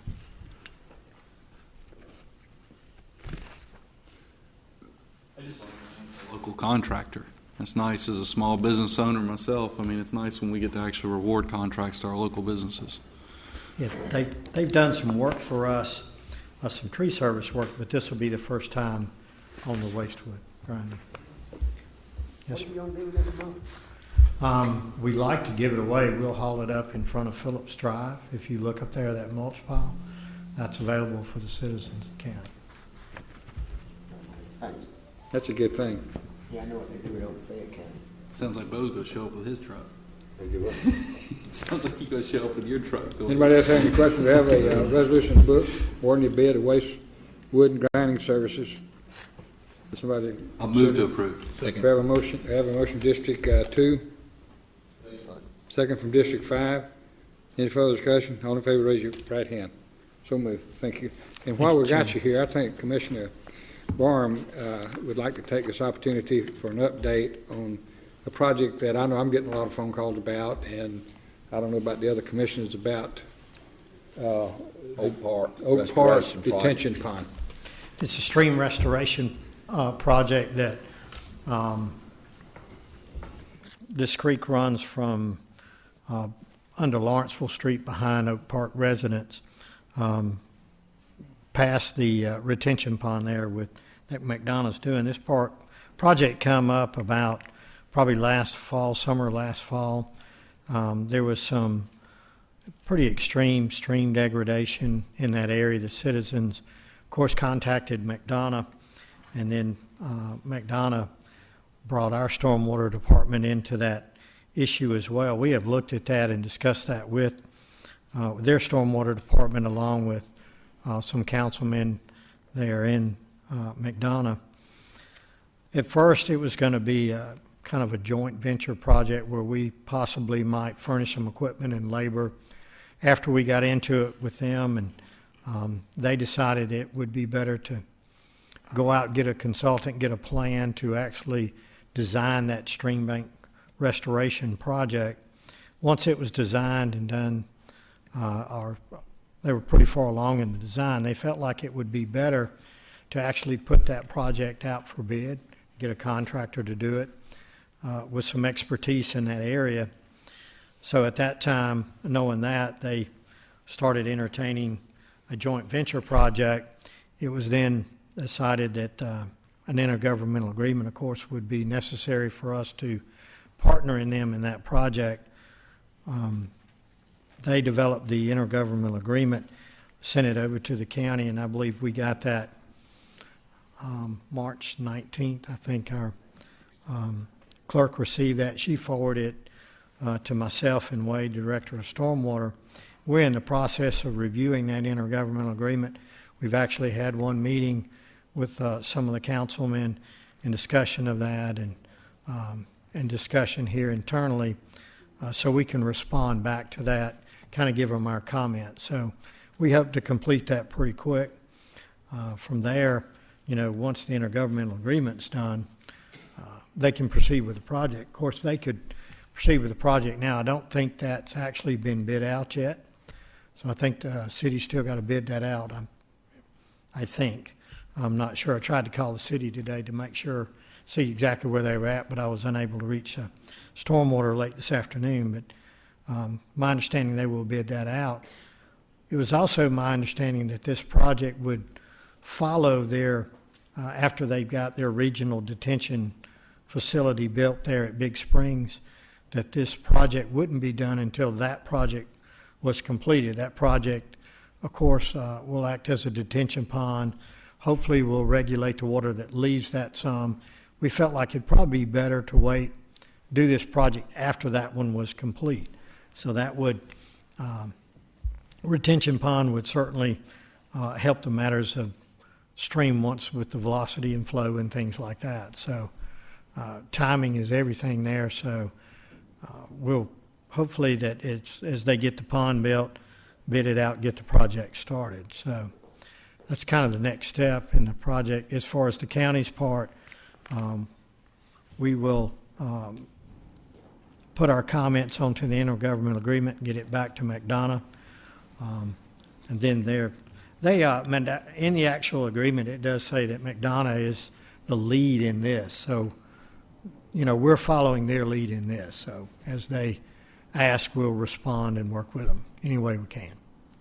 I hope that's enough information. If it's not, I'll give you a little more if needed. Be happy to answer any questions about that. Okay, that's very good. Thank you so much for taking time to do that. All right, thank you. Next, we have the resolution requesting award for a bid for the purchase of a Kubota excavator. Mr. Stroud, good evening. Good evening, Mr. Chairman and board members. Have a request to award a bid for the purchase of a Kubota KX080-4R3 excavator. As you know, we established a new pipe crew at Stormwater in this past year's budget cycle. One of the requirements that we need and able to fully outfit that pipe crew is to provide them with the equipment they need to do their job. Our purchasing department vetted this. They bid this out. We had 2 qualified vendors that bid on this. The recommendation is awarding the bid to Mason Tractor and Equipment Company in the amount of $82,509. Mason Tractor is a local vendor that fell within the 5% local vendor privilege, and we recommend that this board authorizes the purchase and awards that bid to Mason Tractor. Anybody have any questions? Yes, sir, District 4. I have a question with the county attorney, Miss. I do business with Mason Tractor. They service equipment for me. I bought several tractors from them. We've had this conversation before. But just so that my name don't appear in a blog somewhere, should I recuse myself? When you say you do business, like shopping, like you would shop at Walmart or Kroger, do you just do general business with them, or they're an exclusive contractor of yours, or? It's fine. I don't have any of the above. I do buy tractors and equipment from them, though, and I do know them. So I just want to make sure that nothing shows up with my name on it somewhere that we bought a piece of equipment from Mason Tractor and I've done work with them. Okay, thank you. No, okay. I don't see that is a conflict of interest. Thank you. You're welcome. Do you shop at Walmart? I do shop at Walmart, so. This record reflects they support local businesses, which is what I like to see. That's nice. That's right. Thank you. Anybody else have any comments? We have a resolution in the book that reflects this. Does somebody move in that direction? Move to approve. Have a motion from District 2, second from District 4. Any further discussion? All in favor, raise your right hand. So moved. Thank you. Next, I have a resolution requesting award of a bid to purchase a Caterpillar skid steer. Again, good evening, Mr. Chairman and board members. We're requesting that you approve the ability to purchase a Caterpillar 289D skid steer. Again, this is a piece of equipment that's vital for our storm drain pipe crew to be able to perform their intended function. We had one qualified vendor. That was the Yancey Brothers Company out of Austell, Georgia. Humbly ask that you approve the bid amount of $65,150 and award the purchase of that to the Yancey Brothers Company out of Austell, Georgia. Again, if you have any questions, I'll be happy to answer those. Is this a single source vendor? Yes, sir. Nobody it would is. bid on it? It is a single source vendor, yes, sir. The way the specifications were for the equipment is a single source vendor. Okay. Yes, sir. I've owned several pieces and currently own several pieces. Actually, I own several skid steers. Why was it necessary to single source Yancey or Caterpillar, excuse me? We currently have several of those pieces of equipment in our fleet, and for the way we use them with our ponds and on some of the slopes, the track system that they provide allows us. We know that we can utilize that piece of equipment on those slopes. Several other vendors, their track system is not as strong as the way the Yancey Brothers track system is set up, and felt like that because of the known that we had with that particular unit, that we wanted to specify it in a way that would allow us to get what we needed. So am I to understand you're telling me that 743, 943, whatever, Bobcat with the tracks on it's not strong enough to do that work? I think we get some supplement. Sir, it was not a sole source. It was bid out. We just had one qualified vendor. Yeah. The other vendors that submitted bids didn't meet our minimum qualifications. Okay. I understand. I just want to make sure it didn't have a Hemi in it and would be fine. No, sir, I apologize. None of that stuff. But it wasn't so specific that it wasn't open for other opportunities. But the other bids we got didn't meet our minimum qualifications. So we just had one qualified vendor, but it's not a sole source. Okay. Thank you, Mr. Gray. Okay, we have a resolution in the book. If somebody would move in that direction. Move to approve. Have a motion from District 4, second from District 1. Any further discussion? All in favor, raise your right hand. So moved. Thank you. Next, we have a resolution requesting an approval of an intergovernmental agreement with the Water Authority for the countywide watershed protection plan. Thank you, sir. We have entered into an intergovernmental agreement with the Henry County Water Authority previously in 2007. We have two governing bodies that have requirements that we must meet at Henry County as an MS4 community and as an active stormwater utility. Those would be the Georgia EPD and the Metro North Georgia Water Planning District. The requirements under both of these entities require us to do several different types of reports on an annual basis. The watershed protection plan that we have done previously jointly with the Henry County Water Authority helps us to establish a relationship to where we're not performing the duplication of services with consultants that are required to go out and perform the technical aspects that we need to have the information from to be able to include in our reports. We paid bills to the Water Authority in 2007 and 2008, but for a period from 2009 to 2013, there was no reimbursement from Henry County to the Water Authority nor, to my understanding, were there any bills submitted from the Water Authority to Henry County either to seek that reimbursement. I think that had to do with some turnover we had internally at our stormwater staff, and I'm not quite sure where the hitch and the giddy-up came from the Water Authority. This was work that they continued to do on our behalf.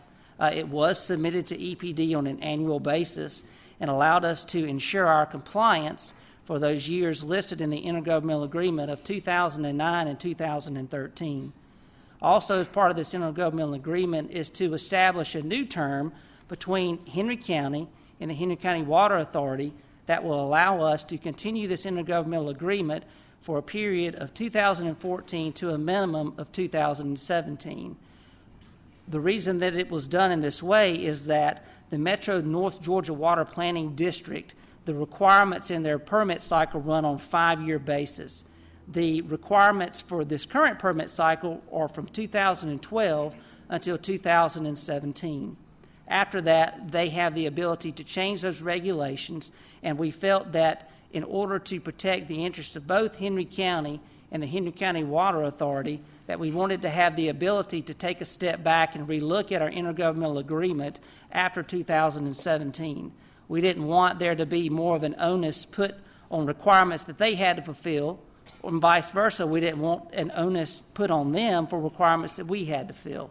So I ask you to consider the terms of this intergovernmental agreement, and if you so choose to, you may approve so tonight. Anybody got any questions? If not, we have a resolution, intergovernmental agreement with Henry County Water and Sewer Authority for the Countywide Watershed Protection Plan.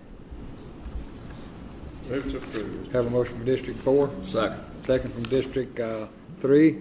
Any further discussion? All in favor, lift your right hand, please. All opposed?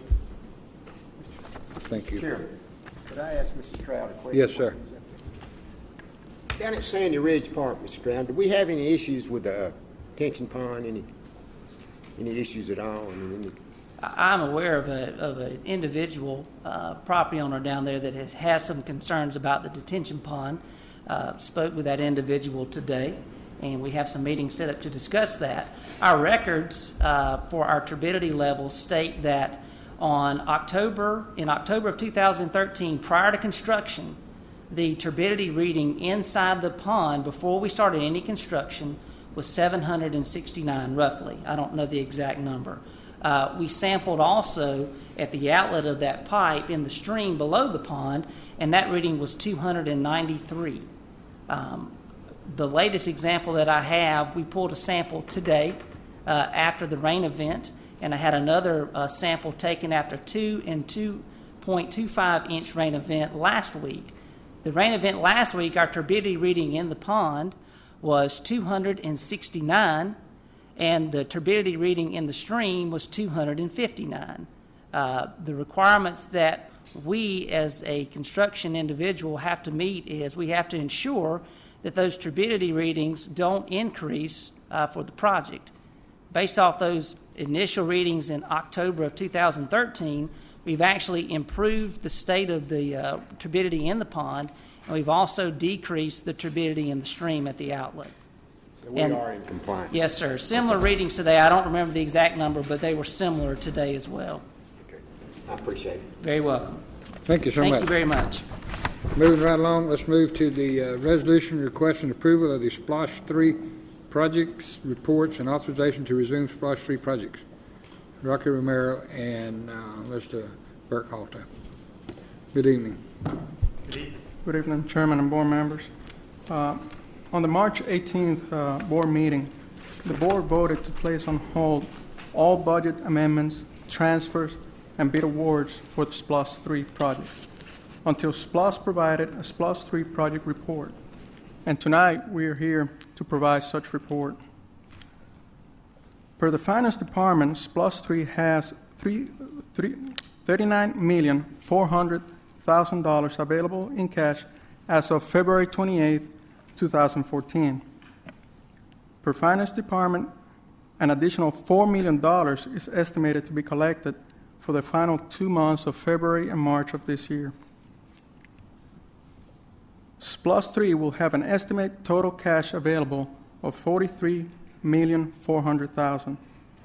SPLOST 3 will pay $14,445,000 for the final bond principal payment and $316,725 for the final interest payment out of the estimated total cash available of $43,400,000 on July 1st, 2014. The following projects have been completed with SPLOST 3 funds.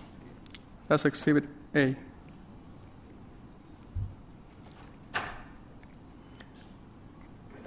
And that's SPLOST capital on the amount of over $42 million. And on transportation, projects completed in the amount of over $56 million. Certain projects remain to be completed using SPLOST 3 and or SPLOST 4 funds. That'll be your Exhibit B.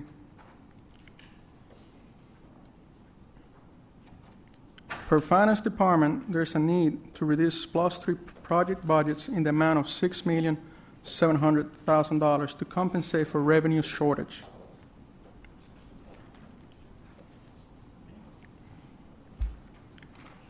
SPLOST staff recommends the following project budgets to be reduced to make up the $6,700,000, with each district equally contributing $1,150,000 and countywide projects contributing $950,000. We'll probably need up to $1 million to acquire right-of-way for Fairview Road to complete it. How will this resolution impact the project? The money for right-of-way at this point is really unknown because we've got some condemnation still pending. The county paid into court towards those right-of-way that was purchased. Currently, you got that. We've got about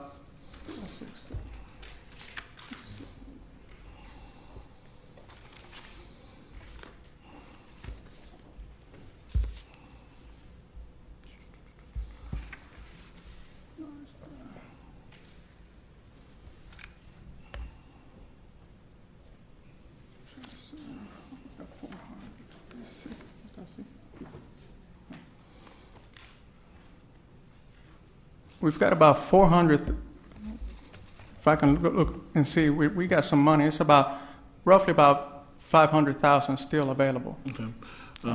This question, I don't have the exact number. I've got it up on my... Okay. This question is for the county attorney. If we run out of funds for Fairview Road, what are our options? The active condemnation cases that we work on almost daily, Rocky and I work on those, and we try to find ways short of paying in additional funds to resolve those cases. And we have been very successful in working out arrangements that don't require additional funding. But for those cases that can't get resolved in the manner that is agreeable to both sides, and we go to court and there's a verdict in excess of what we pay in, the county will have to pay the money. There's no such thing as running out of the money. We'll have to find it from somewhere to pay that. So in this particular case, the project is guaranteed to be completed? For the condemnation cases that we have already acquired the right-of-way on, yes, sir, because we have the right-of-way. Construction contract is underway. We're going to pay out that construction contract, and anything in excess of what we've paid into court will have to be paid from, if there are no SPLOST funds, so we'll have to pay it from general funds. Right, and I've got the numbers now, Commissioner. We're looking around $440,000 still available for those condemnations to settle them. And let me also say, Commissioner Holmes and members of the board, that many times when an appeal is filed in a condemnation case, we don't know the amount that the property owner is claiming they're due in excess of what we've paid in. So normally it takes ongoing dialogue with the property owner's representatives to figure out what it is they want. And so sometimes if we can just work out, driveway issues or curb cut issues, that will be sufficient for a lot of the commercial property owners. And so I think we may be okay. In the case where we don't come to an agreement and we end up in court, is there a possibility that we can end up paying a lot more than what we anticipated? That's always a possibility when we file condemnation cases. If the jury awards a verdict in excess of what the county paid in, then the county will have to pay those funds from SPLOST. If there are no SPLOST funds, it will have to come from general fund.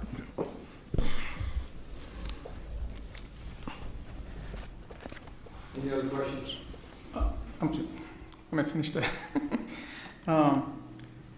We also have certain projects that will require other funding sources and will not be completed using SPLOST 3 or SPLOST 4. And we just want to make the board be aware of it, and that will be Exhibit D. All SPLOST 3 budget amendments, transfers, and bid awards shall resume upon the approval of this resolution if it's approved today by the board. We'll take any questions. Anybody got any questions? Or comments? Just for comment, Chairman, Commissioners, if this resolution passed, just for transparency, all this will be posted on the SPLOST website. I know it's a lot of information that we're flipping up there, but again, we will post this on our website. Got a motion resolution in the book, SPLOST 3 projects report to the Board of Commissioners. Is somebody move in that direction? We have a motion from District 4. Second. Second from District 2. Any further discussion? All in favor, raise your right hand. All opposed, same sign. Thank you.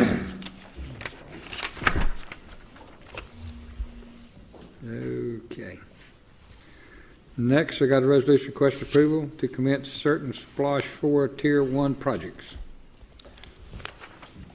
Chairman, Commissioners, SPLOST 4 was approved by the voters in November 2013. SPLOST staff recommends approval to commence the following SPLOST 4 Priority 1 projects for calendar year 2014. Countywide projects. There's a little bit of clarity we're going to give to some of these items. Ambulance, that's one ambulance. That'll be a remount of an ambulance, the $100,000. The other $280,000 will be spent later on but again, this is just for the calendar year 2014. Jail renovations and new pod design, animal control renovation, the purchase of 15 patrol vehicles for the police department, fire station countywide, 3 new fire stations, that's design only, probate court building improvements, new interchange at I-75 south of State Road 155, which is a feasibility study, SPLOST program management, sewer to the airport, and sewer to Fairview. Before I go to District 1, I just want to make sure a comment that what we're presenting today is a little bit different what is posted on the website on the agenda because we made some changes. And we'll note them as we go along. There are only 2 Tier 1 projects listed under District 5. We have many more Tier 1 projects. And I would assume that since the voters passed a resolution that included all my Tier 1 projects, they should be included in this resolution. This resolution is priority 1 for calendar year 2014. So it's from April to December of this year. Okay. And based on a previous resolution, District 5 has 2 projects. So that's why we only mentioned 2 projects, which are the Park and West Panola. But District 2 only had 1 project. Is that correct, the senior center, on the previous resolution? So if District 2 has all of its Tier 1 projects listed, District 5 should have all of its Tier 1 projects listed. I don't have all of my projects listed. It's just the ones that are going to get started in the coming year.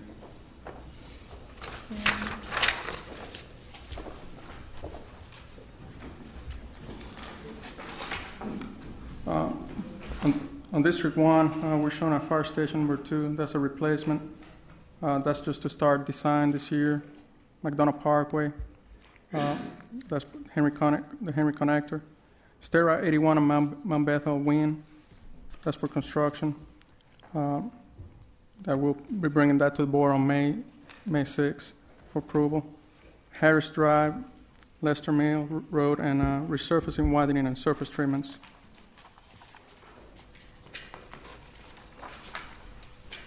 On District 2, we show a senior center.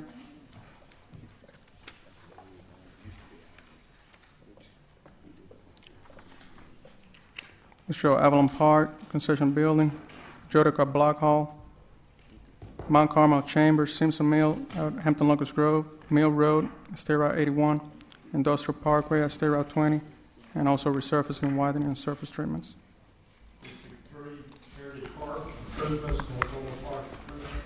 McDonough Parkway at State Road 42 to State Road 155, Jodico at Oak Grove, Daly Mill at Jodico, Bethany Road at State Road 81, Brandon Road at Campground Road, State Road 81 at Mount Bethel Wynn, Jackson Lake over Mackey Creek, and resurfacing, widening, or surface treatment. In District 4, we got Kellytown Park improvements, Mosley Park, Elliott Road. We added Hemp Hill Road at 138, State Route 138, and we removed banks at Rock Quarry because it's funded currently under SPLOST 3. We also have Selfridge over Little Cotton Indian Creek. That's a bridge replacement, and we have resurfacing, widening, and surface treatments. District 5, it's a new park in District 5 in West Panola from Fairview Road to the Clayton County line. And attached to the resolution, there are worksheets showing the dollars to be spent by month for each project. Yes, sir. I just want to make sure, just to clarify for all the districts, going through them, District 1 has got expenditures of $2.4 million in the first year. District 2's got $2.1 million, so I didn't even use all the 2.4 that was allocated. District 3 has 2.4.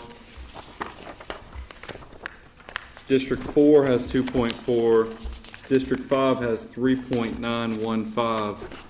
Just to clarify, because no district's getting shorted here, the only reason, we talked, because all of them were 2.4. I do want to clarify, because Rocky, it looks like I'm short about, the $300,000.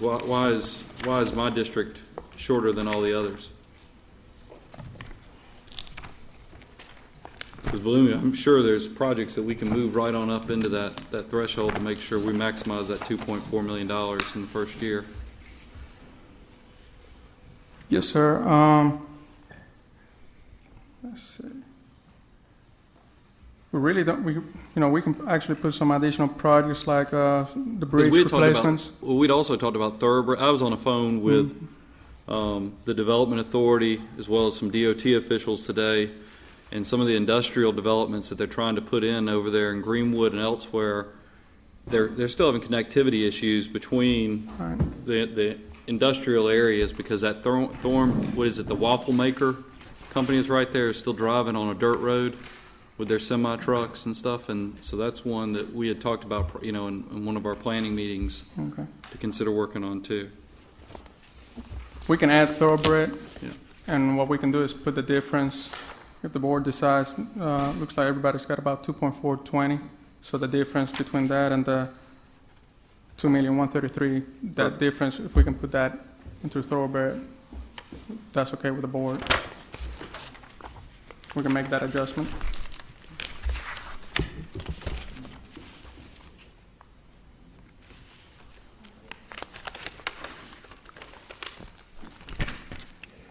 Yes, sir.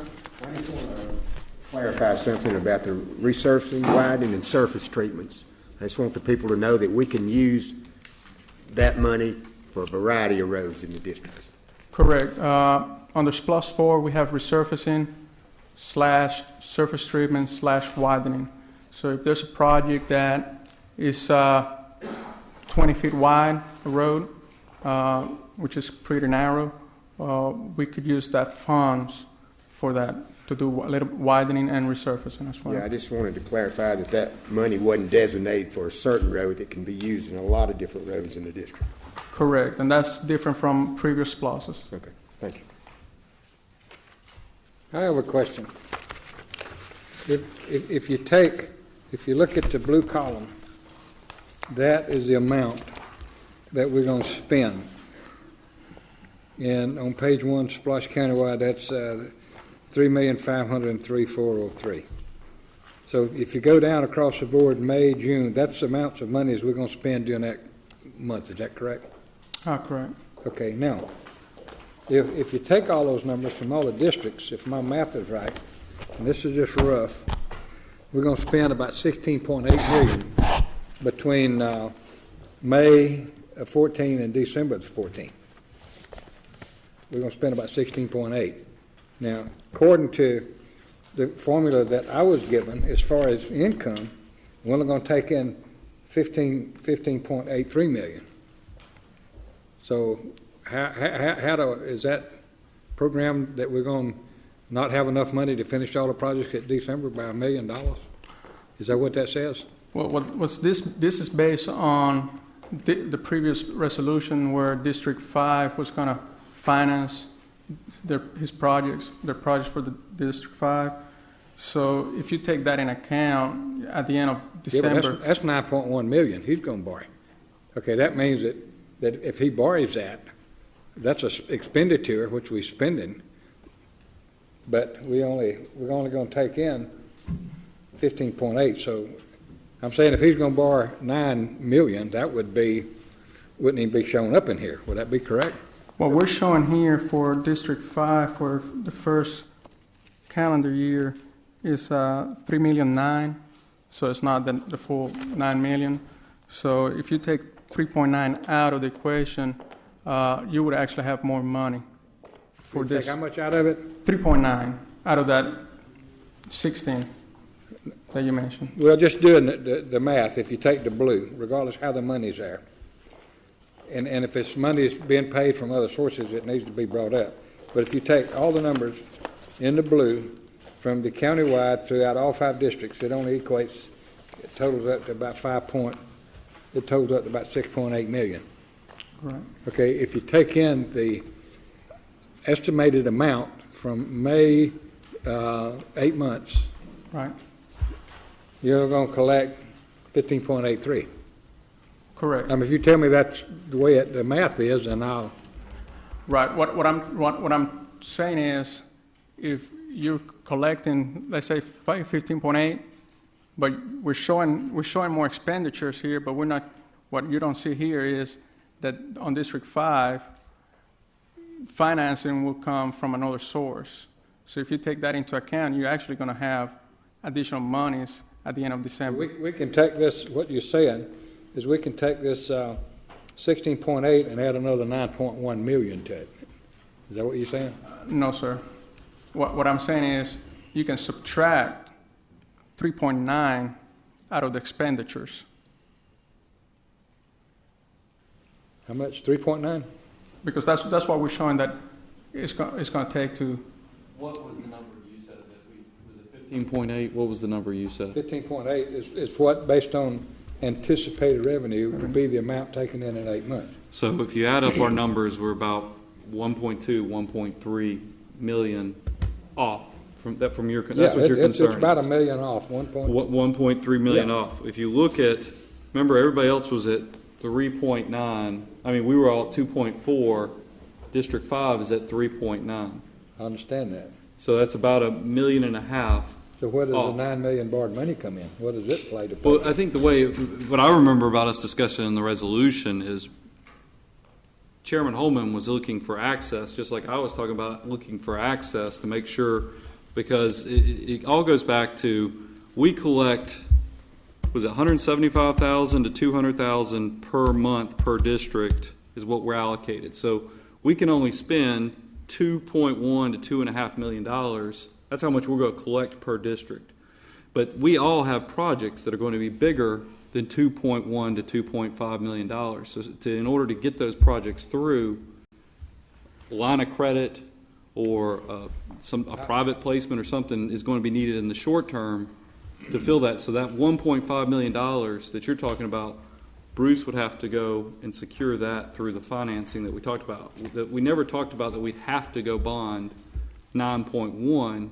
I think Commissioner Holman just wanted to access in case it was necessary. You're going to borrow the difference between, somebody's going to borrow the difference, like District 5 or District 2, is going to borrow the difference between 16.8 and 15.83 to make the difference up. Is that what you're saying? Right, and that's what if you look at the cash flows, the only one that's above 2.4 million is District 5, which is 3.9. I know, I look at the cash flow, I see what's paid out, but I figured that was what we're taking in. So what I'm saying, it should be a footnote or something. Right. That I think at the that's end a of good December, point. it ought to be 16.8. I think that's a good point that we probably should footnote it, but I think it's probably going to make the public feel much better when they've heard that we're going to be out there borrowing $9.1 million. And the real number is in the first year $1.5 million. I mean, that's a much more digestible, and that's why we made the provision that when you borrow money, you have to pay it back before you start taking down more money and things. It just adds a little more accountability. This resolution in the book has nothing to do with borrowed money. That's already been established. All this resolution is doing is to approve the beginning. Correct. Of the project. That's correct. Okay. So having said that, has anybody else got any questions, comments? If not, we got a resolution in the book, Splash Projects to commence. Is somebody moving that direction? I'll make the motion with the adjustment that District 2 is going to have the correction go from 2.1 to the 2.4 as we discussed. Okay. We're going to adopt this resolution with an amendment. Yes. Where is that going to come from, please? Well, we're collecting that money. Every district had 2.4. 4.4, yeah. It's just that there was a movement before the meeting where there was a project listed that's going to be funded from an additional source, and that's where that's what happened to the list for District 2. Well, I'm under the understanding the difference in the shortfall is going to be borrowed money from District 5 or District 2. Well, District 2 doesn't have a shortfall in 2014. So the difference obviously would be from District 5 on borrowed money that's not shown in here. Okay. Reed, Commissioner Bowman, point of clarification. If you look at every district, it's $2.4 million. If you go through, District 2 is listed at... I couldn't understand why you went to 2.1 and 5 went to 3.9. Obviously something's taking place and I didn't catch it. Chairman, for the record, just to clarify the amendment that Commissioner Preston is mentioning, we're going to add, for the first year, we're going to add thoroughbred to the list. We don't show that one currently, but we're going to add thoroughbred. And the additional, to get him back to the $2,240,000, the difference between that and the $2,133,000, that's going to be the number that we'll put on for District 2.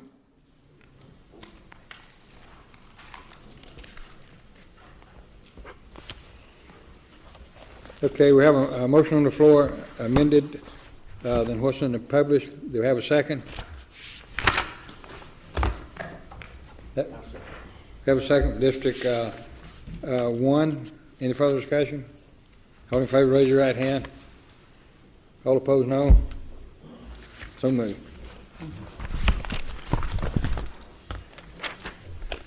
Okay. Next, we have a resolution question approval of right-of-way, Rocky. Yes, sir. Hemp Hill Road. Hemp Hill Road at State Route 138 is designated SPLOS 3 and SPLOS 4 Transportation Improvement Project.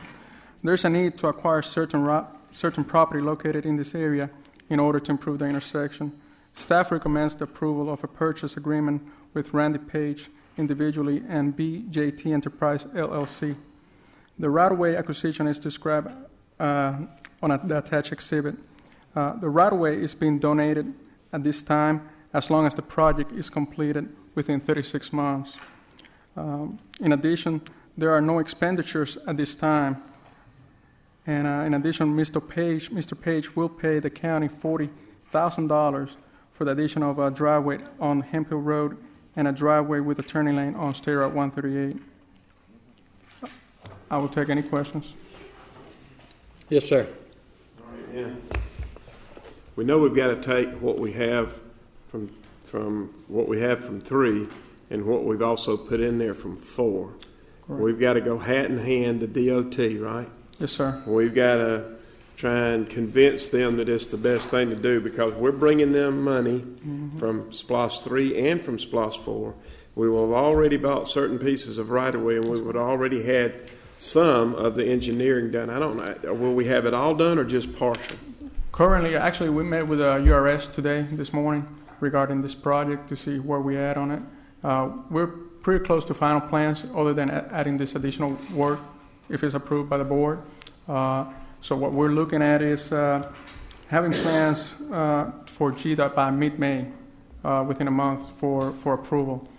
Because of course, being a state route, we still need to get the signal approval and also the encroachment approval from them.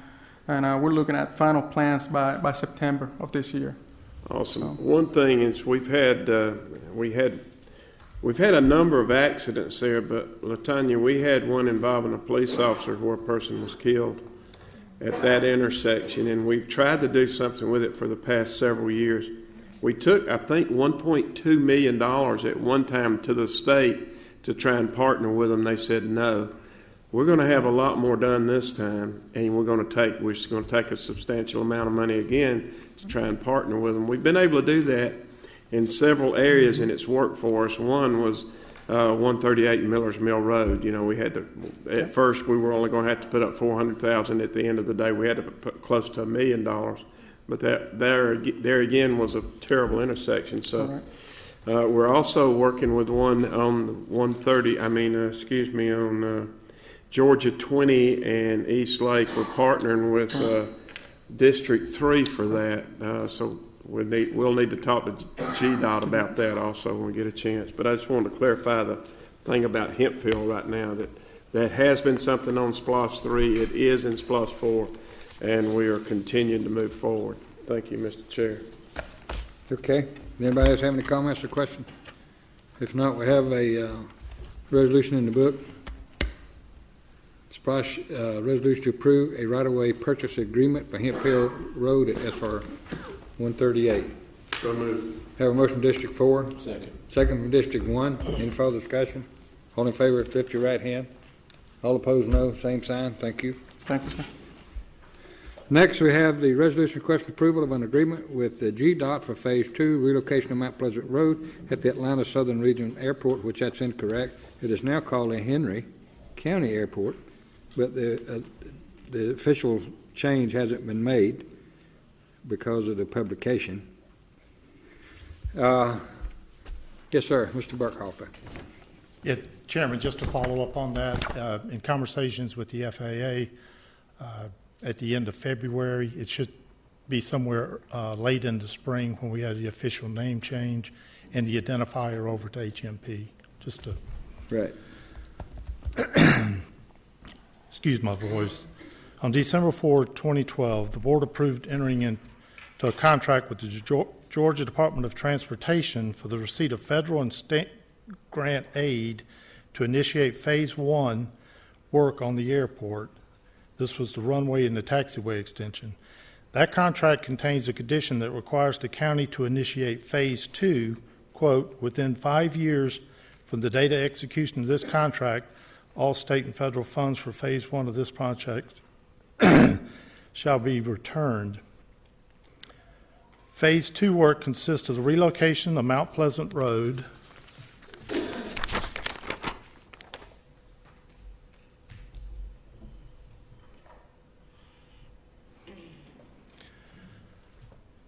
and land acquisition for right-of-way within the runway protection zone of the RPZ, which is shown there in red. GDOT and FAA have funds available to be utilized by Henry County for the initiation of Phase 2 preliminary work, which totals $103,835. FAA and GDOT will be responsible for funding 95% of this cost. The county's 5% share of the Phase 2 preliminary work will be $5,192. The attached contract also contains expenses for work that's previously been paid by the county for which GDOT reimbursement is not available, but FAA reimbursement is available. Those expenses are as follows. The ALP, or the Airport Layout Plan Update, $51,011. Disadvantaged Business Enterprise Plan, $11,306, for a total of $62,317. The FAA share, which is 90%, will be $57,125. The county share of 10% is $6,231. The total local share for Henry County pursuant to the attached contract is $11,423. This contract needs to be provided to GDOT on or before May 1st in order to ensure that these funds will be allocated to Henry County during GDOT's fiscal year 2014. If you have any questions, I'll be pleased to answer. I don't have a comment. Evaluating this, I have formed an opinion based on advice from others that this resolution does not obligate the county to use either LPA, who's the primary, or Croy, who's the secondary. All this does right here, if I'm understanding correctly, will merely give us an opportunity to compete for $168,000. That's correct. And if Yes, we don't do that, then it doesn't mean we won't get it next year if we start the process, but the chances, right now, we know this doesn't guarantee it, but we're about 90% certain we can get it. If we wait till next year, it might be from another pot. So, having said that, I just wanted to throw it out for my benefit. Have a motion from District 4 to approve. Second. Second from District 2. Any further discussion? All in favor, raise your right hand. So moved. Thank you. Thank you, Board. Next, we have public comment. Citizens are allowed to voice county-related concerns, opinions, etc., that are not listed on the agenda. During this portion of the meeting, all persons wishing to speak for public comment must sign up with the county clerk prior to the beginning of the meeting. You must sign your name, address, and specify topic you wish to speak on, or you will not be recognized. You will be able to address the board for 5 minutes. I've got 7, and I'm going to assume that the way I got them is the order that they signed up. Would that be a good assumption? Okay. So I'm going to set the clock for 5 minutes, and you get 5 minutes. Now, here's the rule. If one of the commissioners up here asks a question to start a dialogue, I'll cut the clock off. And that's a dialogue, and that's First Amendment for the board as well as people. So at this time, I would like to recognize Mr. Jim Nichols, State Hours, District 3, and maybe Local Democracy. Yes, sir. My name is Jim Nichols. I'm a citizen here. I live at 217 Turnstone Road, Stockbridge, Georgia. I am also the Democratic nominee for State House District 111.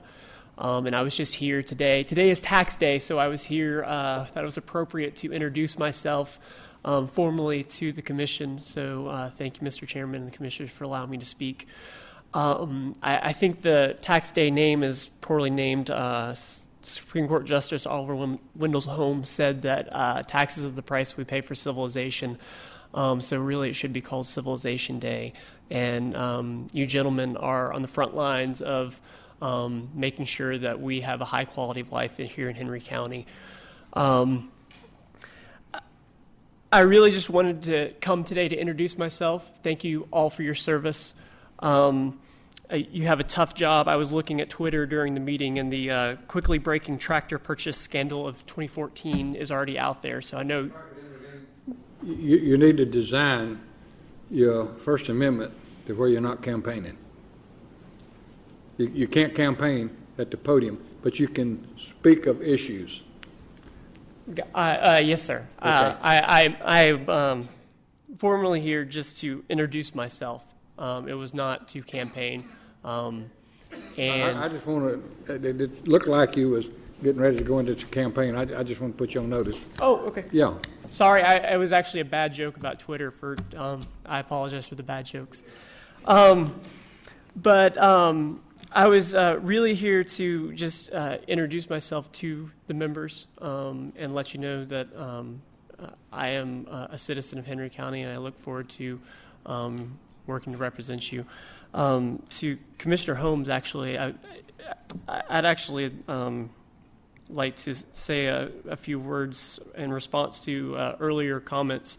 I'm not in your district, but I was actually at the most recent town hall forum you held, and a young lady said she was in District 2 like myself and was in attendance at your public forum because she wanted to be a part of the process. So I actually commend you for your service because you are setting the bar very high for county commissioners across the state.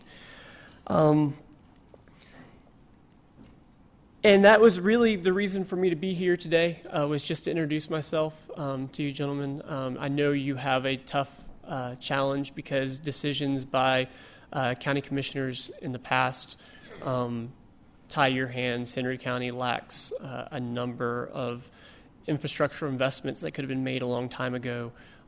So I know all of you have a difficult task. I also know the federal government and the state legislature do not give you the things you need to do your job. So with that, I thank you for the opportunity to speak and introduce myself, and wish you all a good night. Okay, thank you, and I apologize because it said district and it had 111, so I looked at that and it was District 3, but it's District 111. Yes, sir. I apologize for that. Thank you so much. Thank you.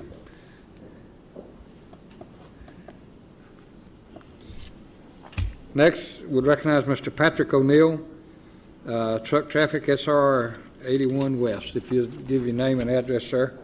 Yes, Patrick O'Neill, 220 Woodfield Court, is off of Highway 81, State Route 81. First of all, I want to express my appreciation. I hadn't been to too many public meetings, and y'all have my sympathy. I mean, y'all do a jam-up job. Y'all got my support. And I do want to make a special appreciation to Commissioner Preston as far as his help and support at Harvest Point United Methodist Church at 911 Simmons Mill Road. But what I'm got on the agenda for is that I've been in Henry County at Birch Creek subdivisions for almost 20 years. When we moved, my youngest daughter was 4 years old, now she's 22. But I have noticed a major increase in industrial traffic on 81.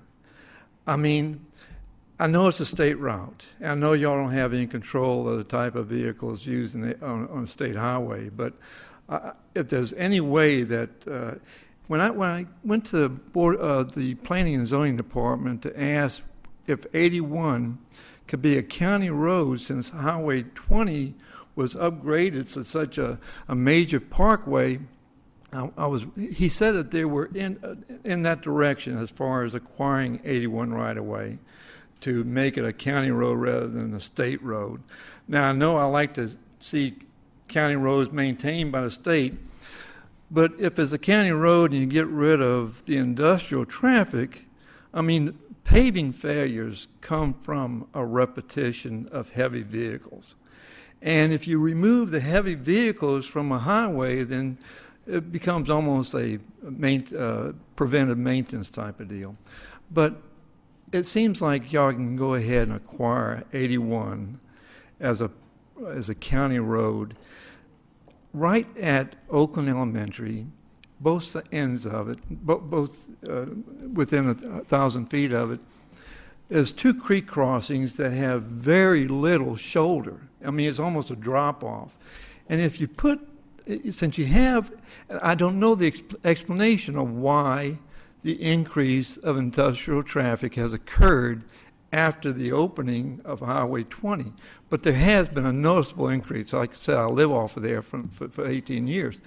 But there has been a notice. Now, maybe y'all can inquire with the crossing guard on Oakland Elementary if he noticed the amount of industrial vehicles. But I kind of wish that the county could acquire that state route because I don't think there will be a maintenance problem. But there is right now a traffic safety problem with the elementary school, a couple of churches and things like that along there, that they don't need that type of vehicle in front of their elementary school.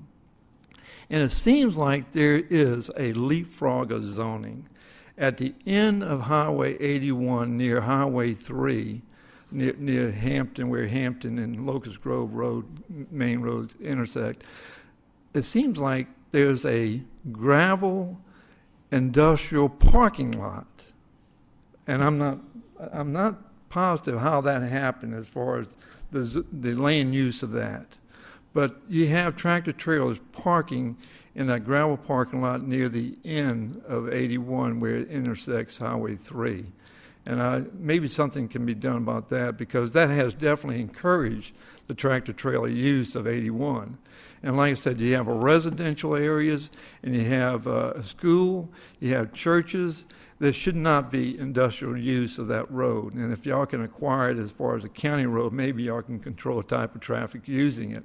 If y'all can't do that within the near future, maybe y'all can send a letter to the state asking them to maybe no truck entering highway signs or something like that. But like I said, there's some places on 81 that don't have shoulders, and you have an elementary school, and there is children walking, and there are also very little area for bicycle traffic, and that road is being used for bicycles. So that's my. Is anybody with the water authority here? because the church on Simpson Mill Road, they're talking about making it a commercial meter, and I want to try to stress the fact that it is zone residential and it is a house of God. So we're looking for a domestic meter. Thank you. Thank you. Next, we'll have Mrs. Carlotta Harrell. She's going to discuss District 5 concerns.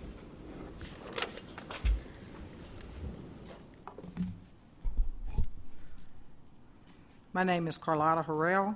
I reside at 261 Hunting Court, Lake Spivey, Georgia, District 5.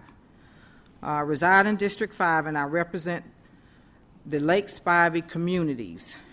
And I assure you that Mr. Dan Edwards does not in any shape or form speak for myself or for the Lake Spivey communities.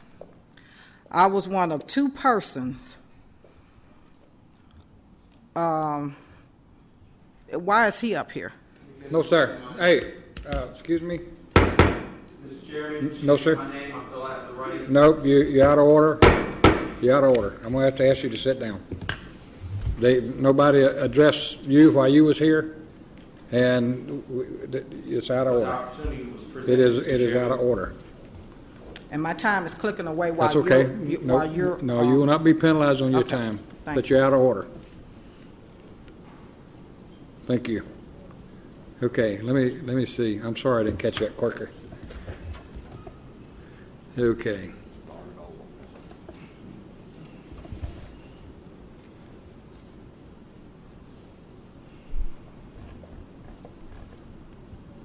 Okay. Okay, thank you, sir.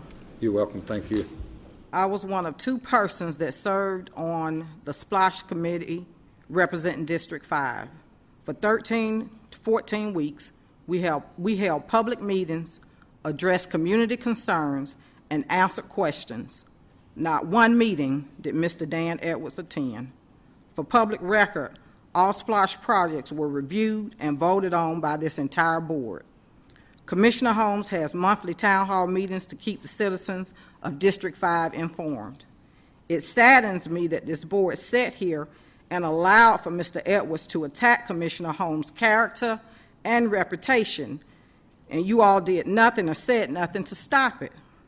There's a difference in Mr. Edwards stating his concerns about various projects, but to continue to try to slander Commissioner Holmes' name, all of you should be ashamed of yourself. When Commissioner Holmes made a motion to allow others to speak, none of you would second his motion. Again, shame on you. Remember, what goes around comes around, and so does elections for each of you. This is just the beginning. This board in no way represents the diversity in this county.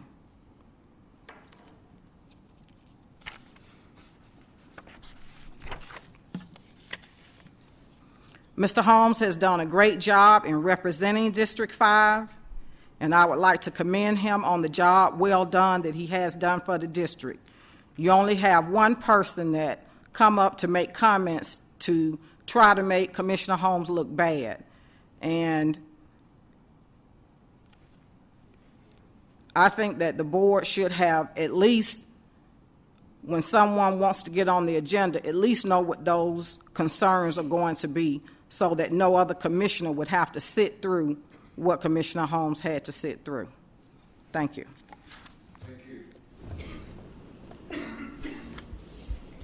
Next, we recognize Eugene Edwards, District 5 issues.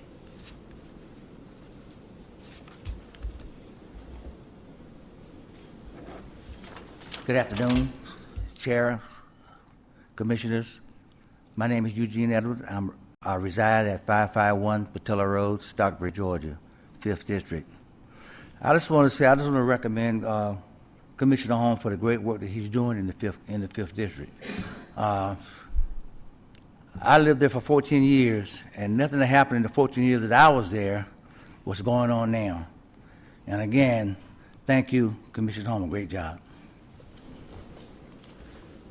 Thank you so much. Next, we'll recognize Keith Peavy,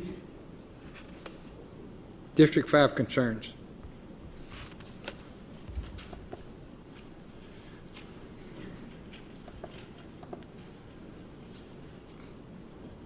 State your name and address, please.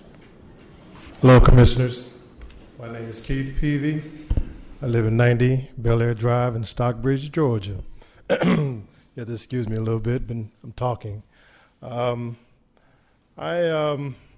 want to say that I don't come to the meetings quite often as I need to because I'm out of town a lot.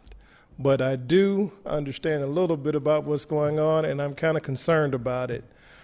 Commissioner Holmes, I do think, is doing an excellent job since I've been there.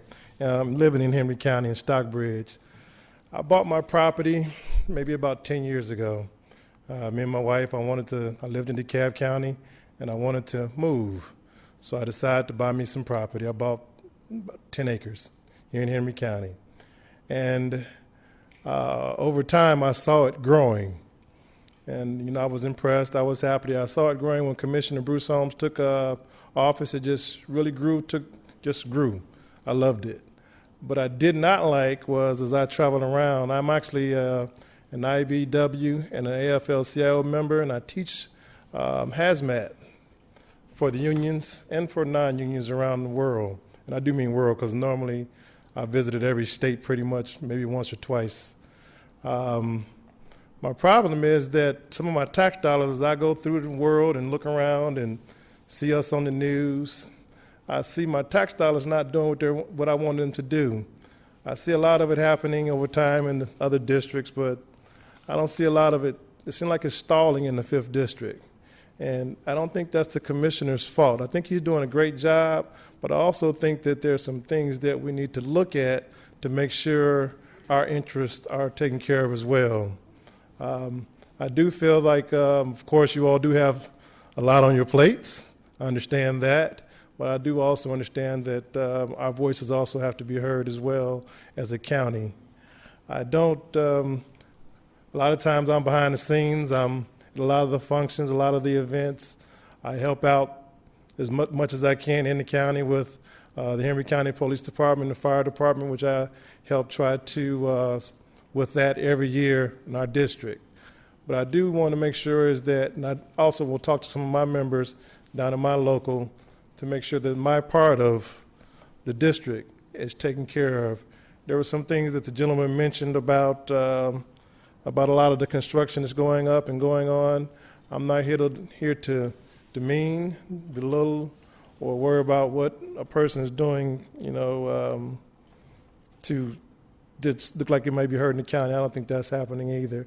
I've been around politics a long time. I just don't want to be one. So sorry because I know you all have a lot to deal with.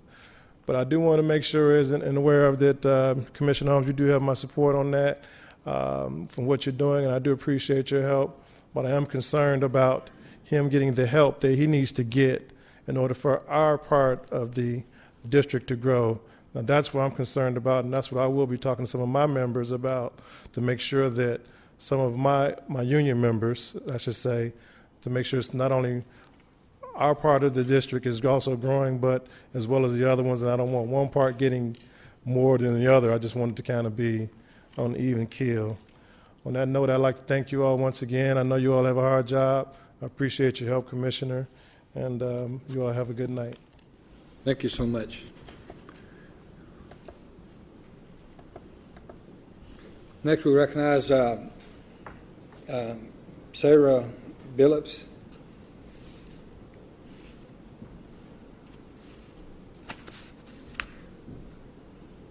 District 5 concerns. Good evening. Good evening. My name is Sarah Billups. I live at 238 North Wind Drive in Stockbridge, and I am a District 5 resident. I want to say, first of all, that I do have a habit of speaking for myself. As far as I know, there hasn't been anyone appointed in District 5 to speak for the residents there. And I think it is disingenuous of someone to come before this august body and proclaim themselves as spokesperson for District 5 residents. And I needed to say that right up front. The second thing is I speak in support of Commissioner Bruce Holmes. I am one of the people who attend practically every town hall meeting that he has, as I'm sure Chairman Smith remembers me sitting there looking at him as he was speaking. And many of the issues that were brought forth here this evening in a very negative way, with a lot of negative adjectives that I really take issue with. I can say that he has had a town hall meeting on those issues. He has brought people there from various phases here in the county, and people have asked questions. And I would like to point out that our presenter, and I'm going to call his name also, Mr. Dan Edwards, was not at those meetings. I was there, so I know he wasn't there. And that was the place for questions. I mean, he had all of the photographs, he had all of the diagrams. There were people there from the county who were prepared to answer questions if you had issues about projects. And that was the time. Those meetings had public service announcements that were put on them. There were posters and things put out on those meetings, so people in the county knew that he was going to have a town hall meeting around those issues. And I think, you know, we really need to be fair. I think that Commissioner Holmes is one of the best commissioners that I have personally ever seen. And I'm not knocking anyone, because I think that everyone does a good job here in Henry County, and I'm very proud to be a resident, but I'm especially proud to be in District 5. I have never asked Commissioner Holmes to do one thing that he has not done or has tried to do, and I think that that is very important. You know, when I hear negative adjectives like self-serving and self-promotional and seeking to put forth his own name and things that is so unfair. Every one of you commissioners are proud of the work that you have done, and you make sure that the people in your districts know what you have done. There is absolutely nothing wrong with Commissioner Holmes taking credit for the job that he has done. Just like the rest of you do, he does too. And I think that that is correct. It is in order, and it is the right thing for him to do. As a resident here in District 5, I want to know that my commissioner is working, that he is working on my behalf, that if I need him, I can pick up the phone and I can call him, and I do not have to worry about whether he is going to try to respond. He has tried to represent the members here in Henry County who live in District 5. He works tirelessly, And I think that it is absolutely outrageous for someone to come in here who does not come to meetings, who clearly does not speak for me. And I know that I know that if I went to my neighbors in District 5, they have no idea who Dan Edwards is. So it is disingenuous of him to get up here and proclaim himself as spokesperson for the residents of District 5 when no one has asked him to speak for them. He has every right to speak for himself. He has every single right to state what his opinion is, but he cannot make that somebody else's opinion. That is his opinion. He is entitled to it. He has every right to fight for it. I have no issue with it. But he does not represent me. He does not represent my neighbors. I don't know who he represents. There might be a group, but it is not a group that I know. And I am in the community. I'm one of those people who work. And when people hear Sarah Billups' name, there's an awful lot of people who know what that name is. And they know because I am out there and I am working. And I know that Commissioner Holmes does an excellent job. And I take issue with someone taking my commissioner's name and doing what I heard done here this evening. I am very annoyed. I don't like it, and I really want that to be clear. Thank you for your time. I appreciate this time. Bye. Thank you. Next, we'll have recognize Mr. Houston Nelson, District 5 issues.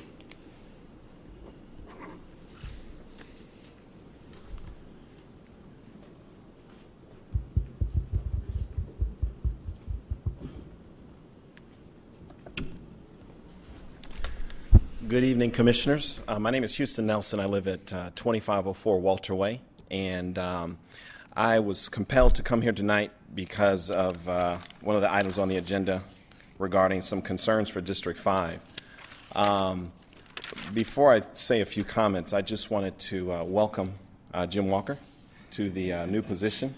I'm sure this is quite a night. It's been about a year since I've been here, Mr. Walker, so I apologize for my late salutations, but I do want to say thank you for choosing Henry County. I also want to recognize some of the fine employees, Ms. LaTanya Wiley and Ms. Sherry. They do a fantastic job. Every single time I see them up here, they are always on point and very helpful. And you guys let a good one get away, and Michael Harris. I want to thank you all for that. Because he's now in Stockbridge, and you guys know we need some good leadership down there. So I do want to thank you guys for letting him get away. But with that being said, tonight it seems like it's almost a bit of a roast of Commissioner Holmes, and that's unfortunate because in the entire time I've known Commissioner Holmes, he's been nothing more than a tireless servant for the residents of District 5 as well as all of Henry County. I know most of you on a first-name basis. In fact, half of you are Facebook friends of mine. And I appreciate the work that each of you do. But I'm sorry, Mr. Bowman, I think no matter what you do, it's going to show up on somebody's blog. You know how that is. But I made a quick list of some of the things that I've experienced. Of course, most of you know I'm a former president of a homeowners association, which is probably the most thankless job in existence, as well as my company, Molly Maid of Henry County. We heard some transportation issues. If anybody knows transportation in Henry County, it's me. All of you have seen my cute little blue cars traveling up and down the roads trying to scurry to their assigned houses. And so, but I have here town hall meetings, Commissioner Holmes, every single month, fourth Saturday of the month. He has Republicans there. He has Democrats there, women, men, very diverse, always informative. He's spearheaded the widening of the Fairview Road, the Splash Park, the medical complex. He's the only one I've really seen or heard that seriously addressed the concerns of widening Rock Quarry. Most of us know if you get a heart attack and you're trying to get to the medical center at 4 o'clock in the afternoon on Rock Quarry Road, stick a fork in you because you're not going to be able to get the vehicles to pull off the side of the road because there's no shoulder, and he's addressed that with wanting to widen that road. SPLOST, I've been to several of the SPLOST meetings last year, and I know that, and I stand to be corrected, but District 5 represented itself well in that SPLOST vote, and I'm sure it was a key to its success. His peers voted him as the vice chair. I think that speaks loudly.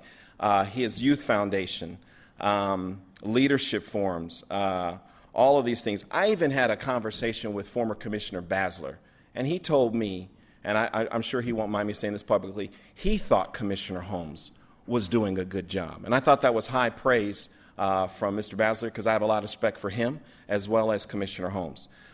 He even had a public safety day last year, and showing himself to be a friend both of police officers and firefighters as well as the EMT personnel in the county. I don't know Mr. Edwards personally. I'm sure he's a good man, and I'm sure his concerns in his mind are valid. But let me just say this. You would have to be sitting under a rock to not know what's going on in District 5. I've been at so many of his meetings. I've heard people come up and make allegations and comments, and at the end of the day, it's all about doing your homework and knowing what's going on in your community. And let me tell you, he knows what's going on in his community, and I say this not as a Bruce Holmes apologist, okay, because he and I have some heated conversations, and we have not always agreed on everything. But one of the things I appreciate about that young man is that he always is willing to listen. He's willing to express his point of view, and he allows me to express my points of view. And he's always just a phone call away. It was mentioned earlier. And so I find a lot of these accusations about him grandstanding, or whatever the words were, about seeking personal glory, or all, man, that's a bunch of, govern my comments. Okay. It's baseless, in a word. It's baseless. I have respect for Commissioner Smith and Mr. Bowman. Keep up the good work, all of you. Thank you. Thank you. Moving down, the chairman has no comments at this time. We'll start District 4. Do you have any comments? No, sir. District 1, District 3. Any comments? District 2? I'd like to talk about two things. During that whole thing earlier tonight, it was reminded to me that freedom of speech is a protected right. It's one of the great things that makes this country really unique, is that you have elected officials, and we're all by choice. Nobody, I think most people get into politics because you think that, hey, you're going to be able to make a positive difference. And when you step into that arena, it does open you up to taking some shots because you're a public official. And I had some staff remind me that it was protected, because I will tell you, my heart hurt a little bit, not getting into the depth of it, but just the tone and intent seemed somewhat personal. And that stuff gets emotional to me, just because I think sometimes we get personal and emotional with each other, and that's the part. There's a charity here in Henry County called Kindness Works. It was founded, after there was a loss of a family member that I know the family pretty close, and I think that there's a lot to the fact that kindness works, and that's why I think campaigns that work off of that typically are more productive. And I thought it was interesting. I was sitting here thinking and waiting my turn, because I know a lot of people were upset we didn't let comments go right after some things were said, but I had to wait my turn just like you guys. We had a place on the agenda to let the public make those comments, and we've let everybody be heard. But I noticed during the meeting, when I was trying to figure out how do you talk about this, as I was bothered by just the tone that we all sometimes have in politics. I thought about Commissioner Bowman. His computer, his iPad quit working in the middle of the meeting, and he kind of cussed it a little bit, and I don't think anybody was offended because his machine quit working, because just like when I get mad at my phone when it drops a call, it's because it's really an object. It's an item. But everybody who sits up here in an elected office, what makes us different from the object that you can cuss and beat on is, at the end of the day, we're living, breathing, we have souls and families, day jobs, and reputations. And I just want to encourage us all, when we do anything, watch the tone and try to be as kind. I don't want to get into this.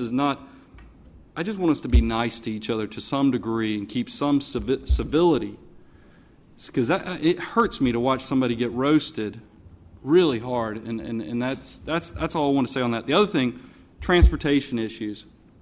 I was planning on talking to some of the other board members and others, but I think since we're all stakeholders together with the traffic issues of the county, I had a conference call today with some officials from Prologis, which is they do a lot of developments in the industrial logistics and our distribution buildings, so they're generating a lot of these tractor trailers that you guys see out there.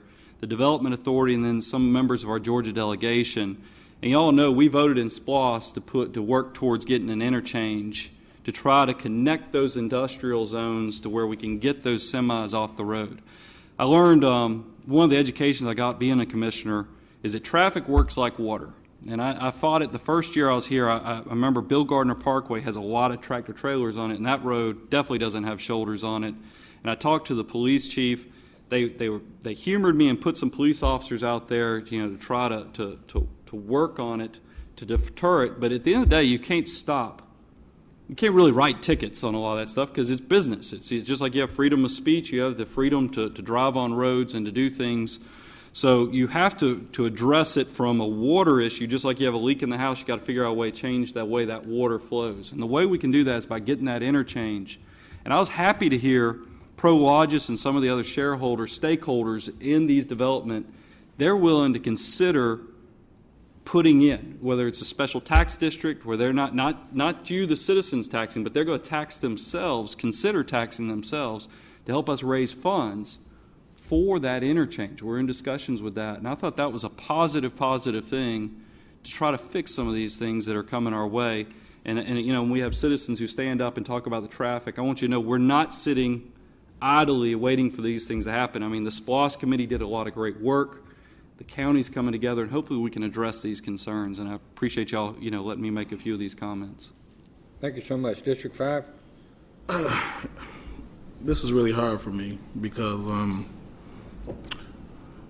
I found out this was on the agenda when I was at ACC and wasn't intending on being at this meeting today because I was in training in Savannah, Georgia. But once I found out, I said, you know what, I need to get to the meeting so I can hear these words for myself. And I'm very surprised that the chairman would move forward in setting something up like this, even though he had an idea that I wouldn't be here today. But I'm going to leave that there, and I'm going to say thank you to all my supporters. I'm even going to say thank you to Dan Edwards. Maybe we need to have more dialogue. I've only talked to you maybe about 2 or 3 times since I've been knowing you. But, I represent you. I'm here for you. If you want to call me anytime on my personal phone, your dad has it, call me. I'll answer any question you have. You don't have to come and try to embarrass me and diminish my credibility, because everybody, not just in District 5, but in the county, know how hard I work for their sake. I don't need to take credit. I didn't put that sign up on Fairview Road with my name and Dr. Daniel's name on there. The resident that lives in that house did that. I didn't put my name up on Hidden Valley Park. The residents did that. I didn't know those things were up until I rode past. Look at my Facebook page. Came home from out of town and saw my name up on the board. I don't need to take credit for myself. Other people give me credit for the work that I do. So with that, I'm going to leave it there. I'm going to say thank you to everybody. Sometimes, people just need to get out and express themselves. Thank you to the Board of Commissioners, for everything you guys do, and thank you for working with me directly. So I'll leave it there. County Manager, do you have any comments? Chairman, I'm the new guy, so I'm not expected to say too much, and I learned in the Army to never pass up a good opportunity to keep your mouth shut. However, I would like to say to the citizens who came out tonight that I want to thank you for your participation in the process and for your interest in your government. And I think that if you bring that sort of passion and commitment in the weeks and months ahead and bring some of your neighbors along with you, that you'll be surprised at how effective your government can run. But thank you, Mr. Chairman. I yield back. Madam Counsel. I will just piggyback on what Jim just stated on the right of the citizens to come out, petition their government, speak to their government. The First Amendment is a right that we all have as American citizens, and I think to the citizens who feel disappointed in the Board of Commissioners, I think that for not stopping the speech that was given by Mr. Edwards, I would say that they should be commended because they allowed this free speech to move forward, even if it was speech that made us uncomfortable or things we may have disagreed with. And they're to be commended for that. And they taught us in law school that the best antidote to bad speech or negative speech is good speech and good things. So we had other citizens come in to speak as well. The commissioners are government officials. They take oaths to uphold the Constitution of the United States and the state of Georgia.